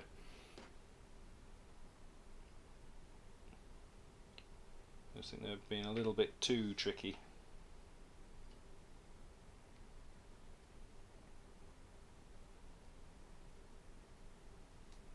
That way around also helps. Sorry if I've gone quiet. I just really want to concentrate on this bit.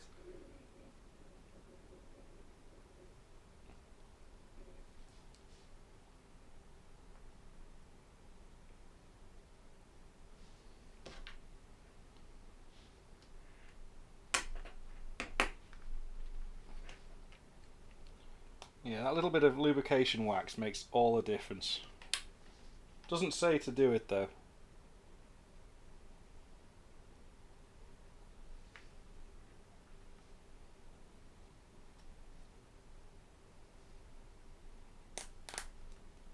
I mean, so much so that I can push those in with my fingers now.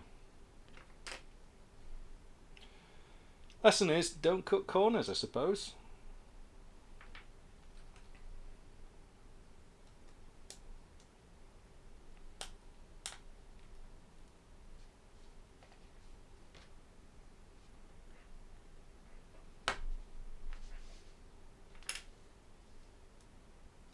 Nice.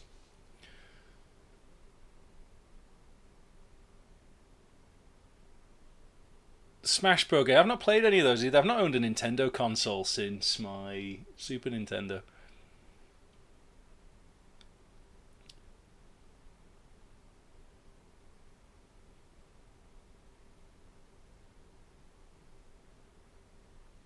A famous 73 from Conrad Zeus. Oh, I'll tell you what I did pick up recently though, which I've been really enjoying. Gran Turismo 7. I was enjoying that with the controller, but when I got my cockpit all set up, that's brilliant. The only problem is I can't sit in my cockpit at the moment, so there is no Gran Turismo 7 happening. Right, now we're up to an exciting part because we're going to start with our first non-wooden bit. They've provided in the box an elastic band.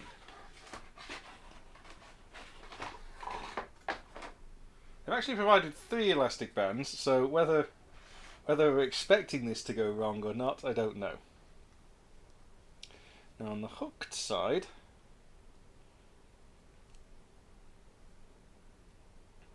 that way round, we hook onto there, and with double thread we go round you, round you, round you, round you. I think I might need to stretch these out a bit more.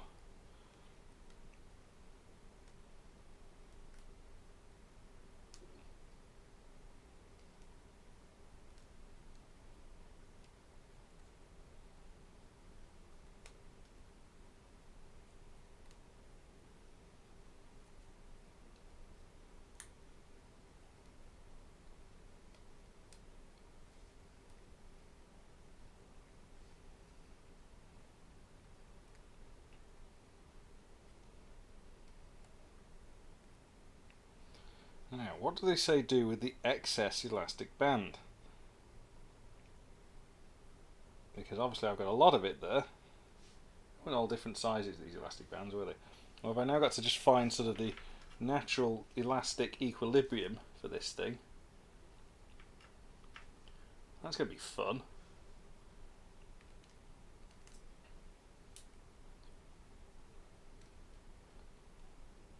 I'm going to hook it onto both sides first, like that, and then stretch it as required for the parts. Let's try that approach. The only problem is now I'm going to end up, yeah, that's it. I need something a bit less clumsy than my fingers.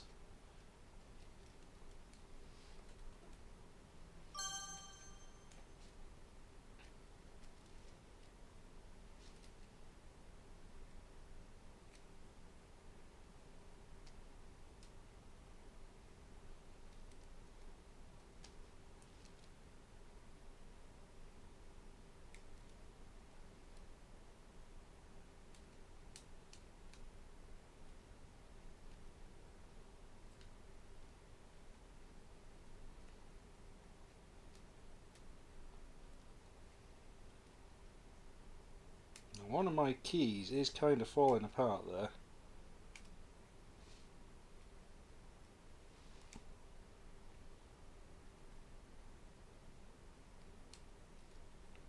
We shall see. So that's now made it so that all of these bits are spring loaded.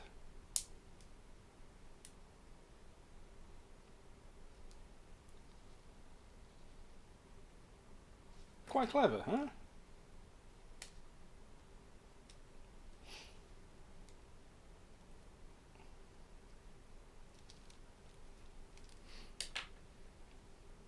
Still don't know what these bits do, but Nonetheless, they are spring-loaded. Now it says I need to get a final, like a full neck piece out. Okay, so this is part 80.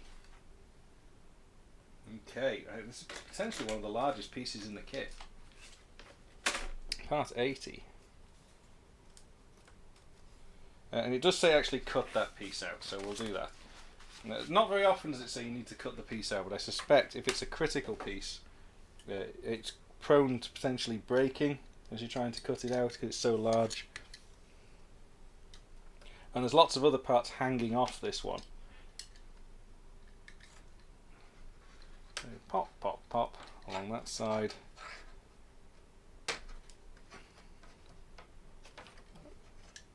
Don't really want to cut along a curve.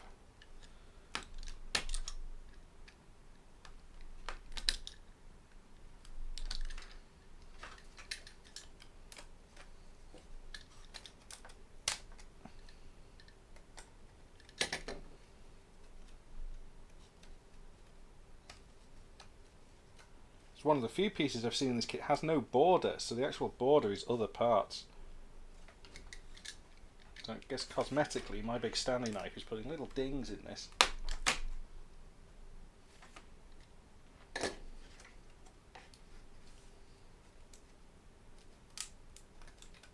Ooh, getting that cracking noise.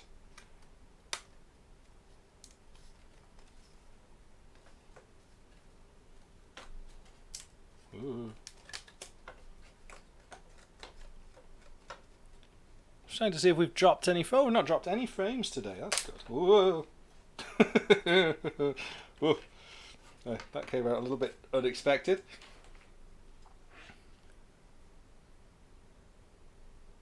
Oh, hang on.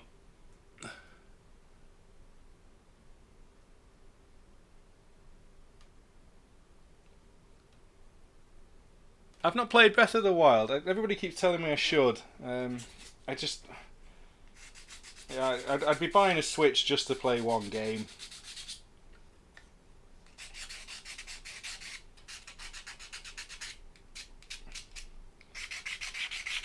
And let's be honest, I don't have time to play big, massive games at the moment. I've got too much on, too many projects I need to finish.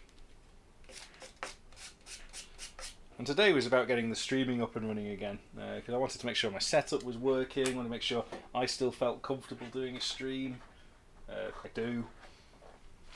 So, here is this part that we've just carefully extracted, and it says we take a rubber band, and we thread it through that little hole there. And then we've got to turn the page, so it's exciting. I don't know what we're doing with the rest of it. And we take that and we go all the way to that hole there.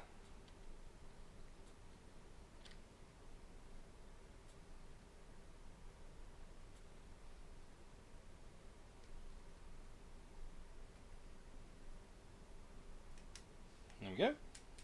Don't know what that does.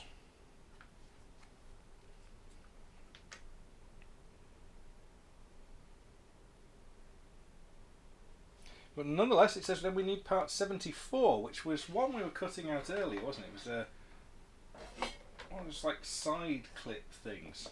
There we are, 74, one of these decorative pieces.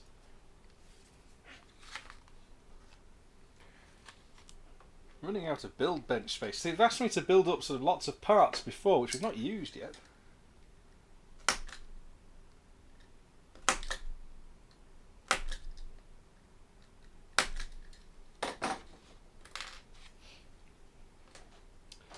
Part 74.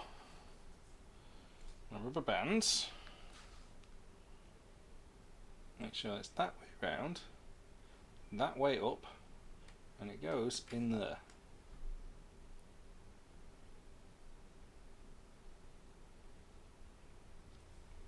Then we use one of those awful pin things. They look like, for me, they look like teeth.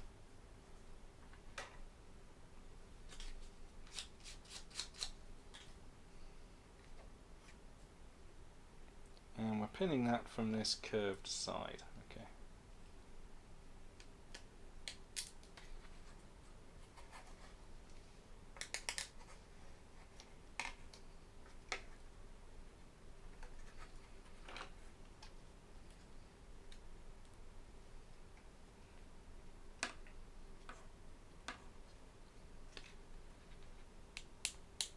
There we go. Just want to make sure that gets as far in as I can get it in.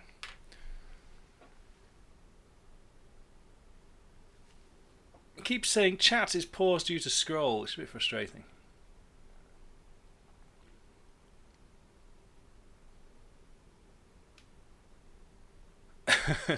I love the Marble Machine. I think if you've got his actual album, some of his work is really nice.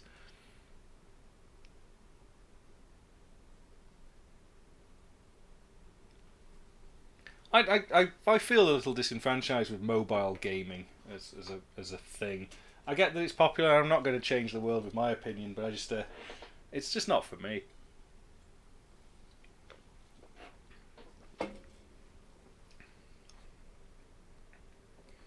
Now, gaming for me should be on a sofa with the biggest screen you can afford, and some nice drinks, comfy cushions, and you spend 6 or 7 hours there making a day of it. Now, take a day off work and spend it playing a game.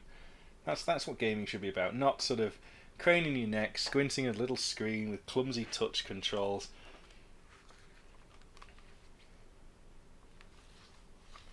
But then, I'm an old fuddy-duddy, what do I know? Right, right, now, so we're going to merge this part, right, that, with this part there, with the numbers facing up.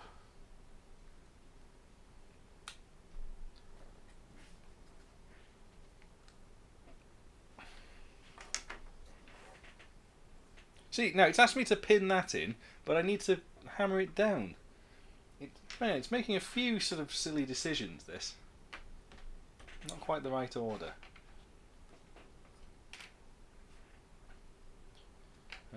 I'll just suspend it. It's big enough that I can just suspend it off the edge of the bench whilst I try and hammer this down.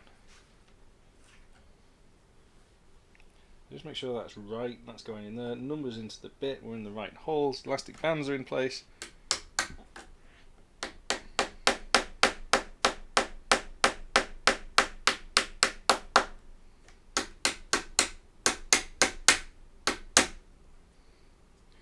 Okie dokie.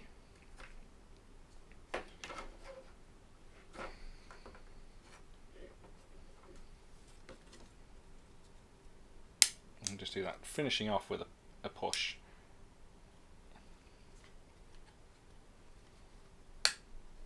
Yeah. Okay.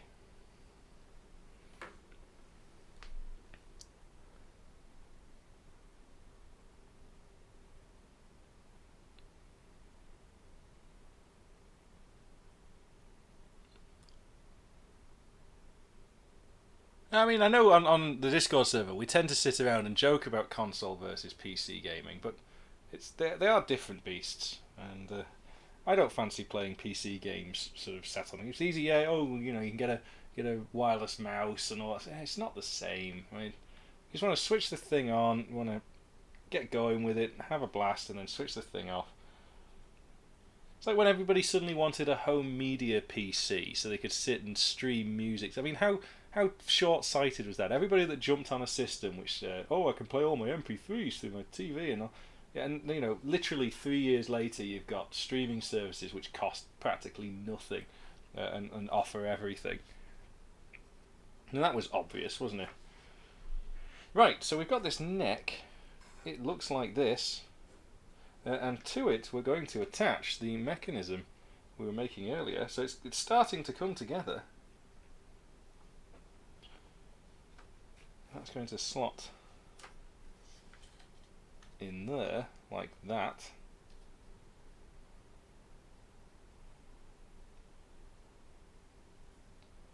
Hopefully. Well, it did.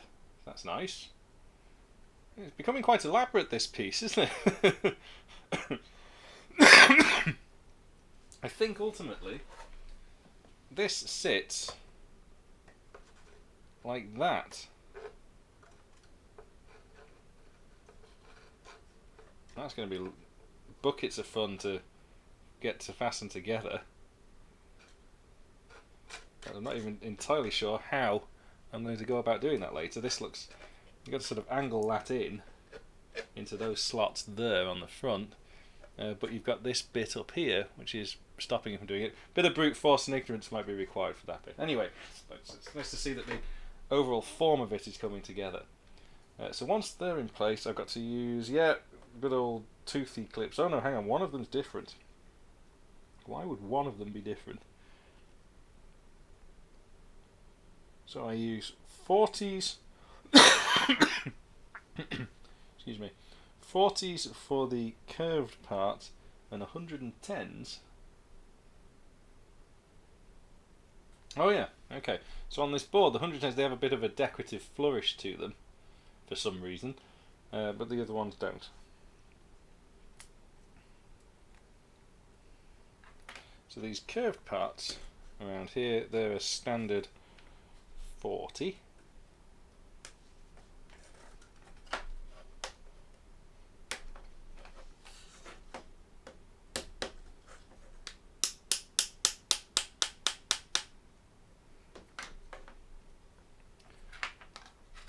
As is this one.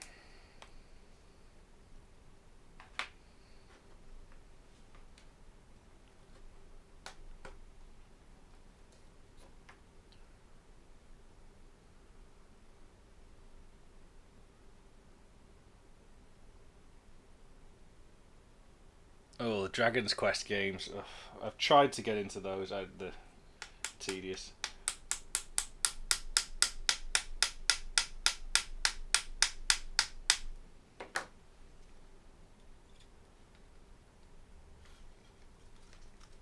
Right, the good news is that our gears here, they've now become okay. And that's what's always impressed me about these kits. Well, this kit, as we've been building it, as it becomes more structurally sound and rigid, the moving parts start to work far better than you'd expect sort of plywood on plywood to work. So now I need 110, which are these fancy posh clips. I can't understand why they're different other than being decorative. So I need one of those going down and two of them going across. So I'll pop 3 out.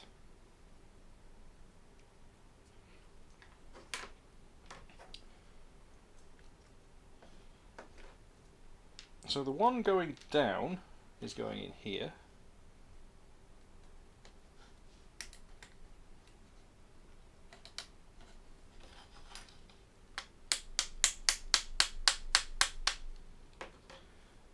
And the two going across are going in here. So other than being a little decorative flair, mechanically they don't offer anything.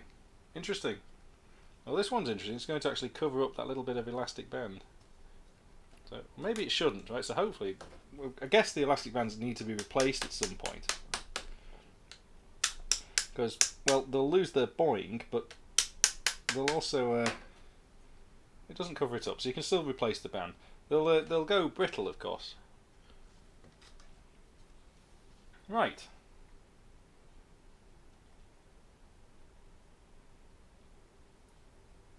Okay. What's next with the neck? So it says apply wax to this face here. So we know that that's going to have gears and things in it, so yeah, we'll put some wax on there and round here. I'm guessing around here. And we take our wheels that we made right at the start, and it's pedestal up in this case, larger wheel going in there. Do I need to? I've waxed that wheel already. Okay, good. In there. The smaller wheel, so it's just the same mechanism as before, but in reverse, is going to sit there. That's turning much more nicely than the others.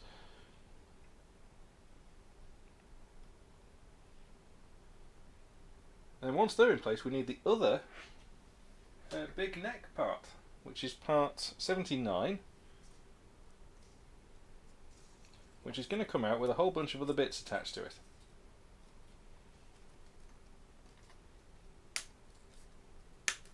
Oh, some delicate bits on here though. Look at these. They're not nice to pop out. So these big 90-degree.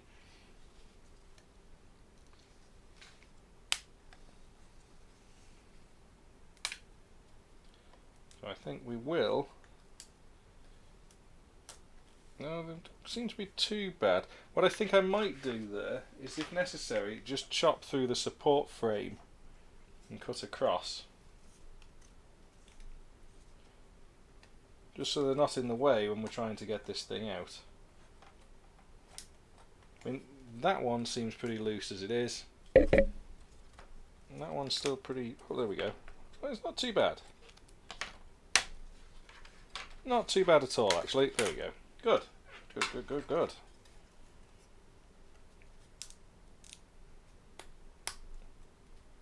Other bits that we'll save for later. A growing pile of just save for later bits.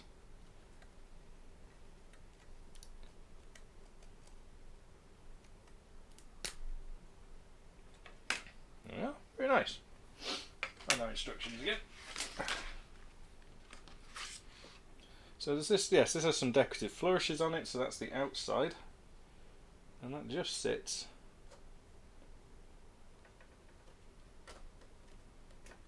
on all of those, but we'll need to tap it down on the middle of our fretboard thing. Right, wobbly camera time.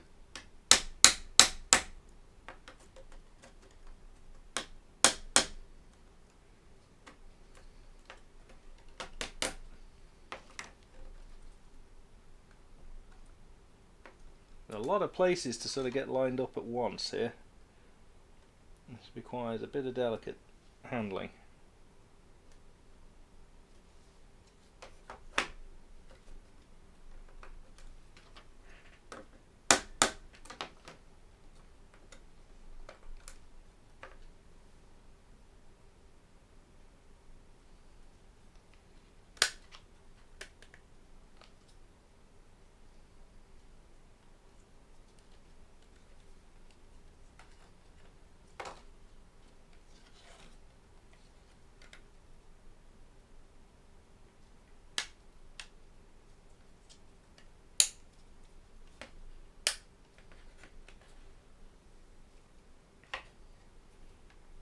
Go.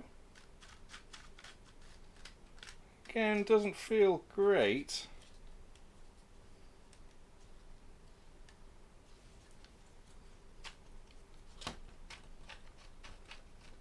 But probably sufficient for tightening the string up.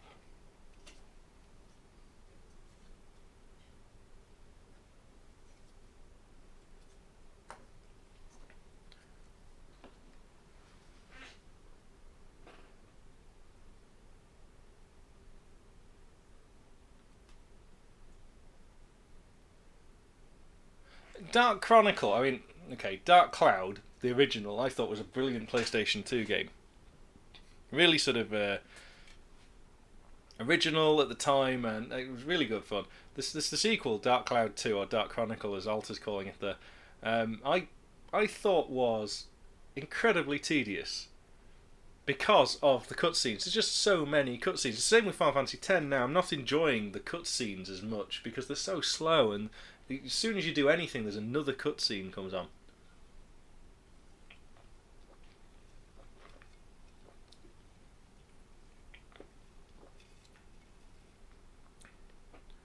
What is the alternative to C-Make? Pre-Make, without a doubt. Pre-Make is actually pretty good. Well, Pre-Make 5 is what it's up to, I think. Maybe it's Pre-Make 6 now, I don't know. Pre-Make 5 is actually quite good. Right, so I need 40s and 110s again to pinch all of this together. And more of these, so it's 1, 2, 3, 4 of those, and 3 110s. 1, 2, 3. So I need 4 small teeth and 3 big teeth.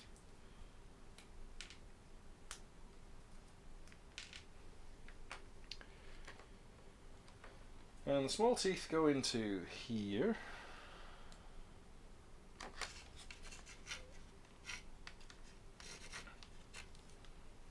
Right.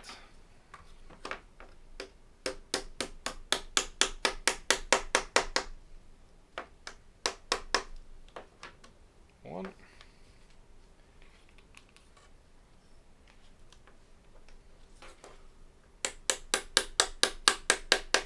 2. Just make sure I'm consistent in direction.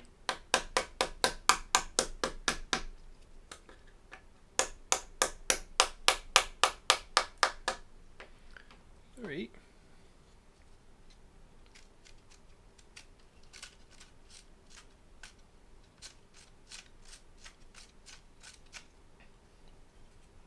And the 4th one of those is for this one down here, which I mustn't forget about.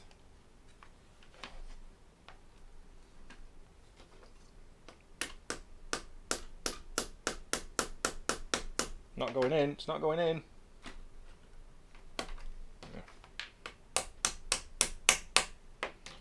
And then the decorative ones, as before, is 2 going that way.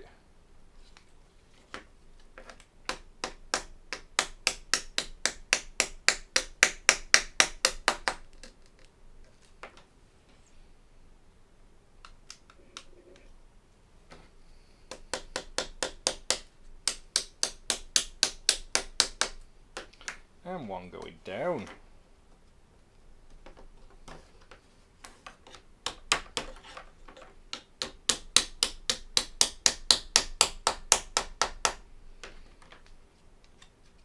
And so what we've ended up with is some fairly tough to move gears, but nonetheless there is a gear ratio there, so I guess there's some tuning peg mechanism to put on that. Yeah. I do feel like we kind of missed out something, because there's this sequence of holes here which go all the way through, and we've put a bracket in especially for one of those holes. But we've not missed the instruction doesn't suggest that we've missed anything, so we'll worry about that later, I suppose. Right, and then some decorative flourishes to finish off the side of the neck. And these are these 2 bits up here. Now these actually supported some gears or pins or something beforehand. So these are 90. And I think I'll cut those out because these are very thin.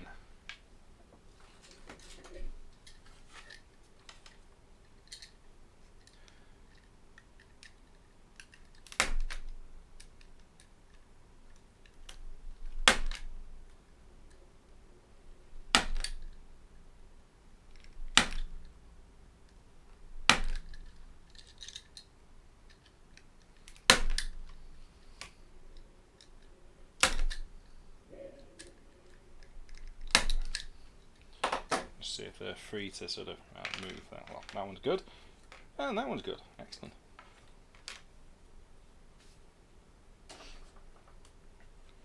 feel like we've been streaming for ages. How long have we been streaming? Wow, 2.5 hours. That's not bad. We're doing all right, aren't we?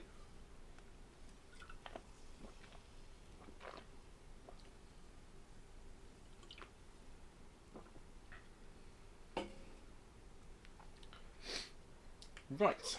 So these decorative touches, they just go onto there and there, like so, and they're held in place with one of these pins, a number 3 pin, which we've not used for a while.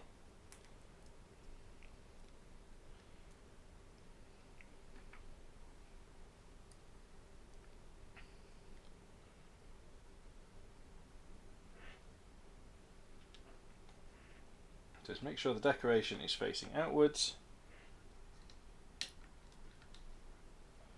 I'll pin one of them there, the other one there.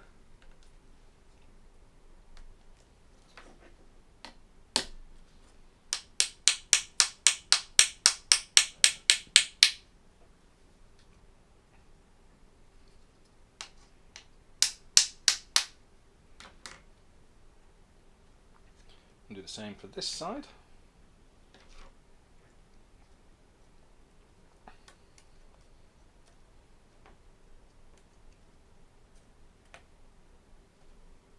Oh, that was fortunate. They're not symmetrical because this end piece has to go in between those two of the pins.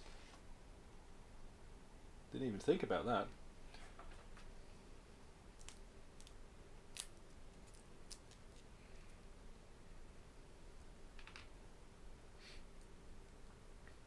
How much more is there to do on the hurdy-gurdy? It never ends, Magetsu. It never ends. It just keeps going. I mean, I just think we're going to have countless streams learning how to play the bloody thing, aren't we?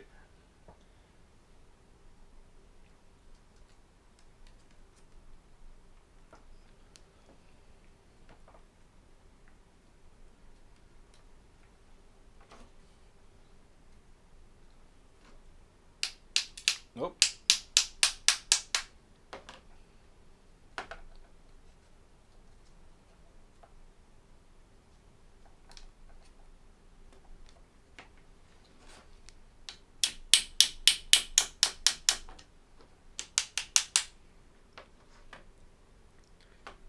Right. Neck, rubber bands, some sort of twangy thing. I'm not entirely sure what this set of rubber bands is for, but I'm guessing, I feel that that's where the keys are going to be. So maybe this rubber band is something to do with resetting the keys later. I'm not entirely certain why these are spring loaded yet.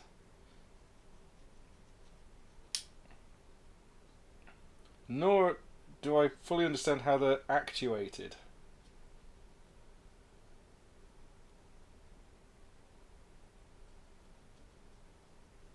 But I guess we'll all will be revealed, no doubt.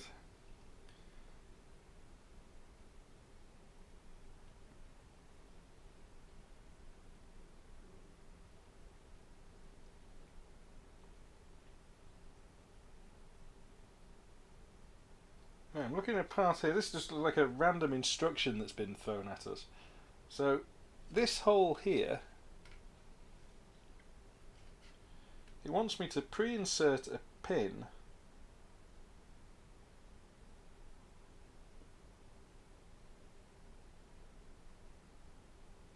I have no idea what for.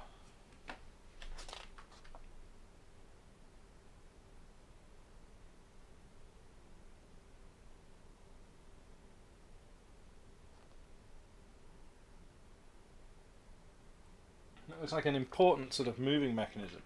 Well, before we do that, I'm just going to have a quick sort of merge together of the two sections, because I'm still not entirely sure how we're going to do that.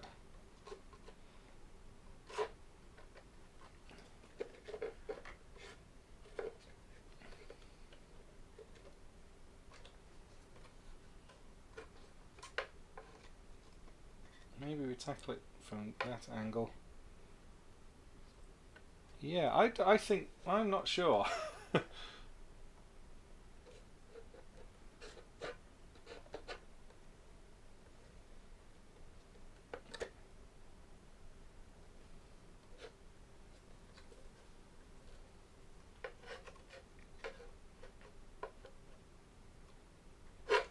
Because if I poke those into those holes, then it's all too high up at that end. And if I poke these into those holes, it's all too low at the other end. Not sure.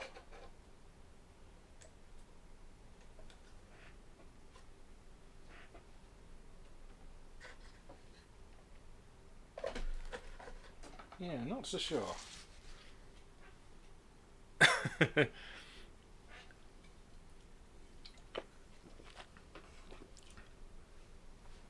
Right, I think 2.5 hours is long enough for me, because I know I need to sort of get up and walk around for a bit before my stitches all start to seize up.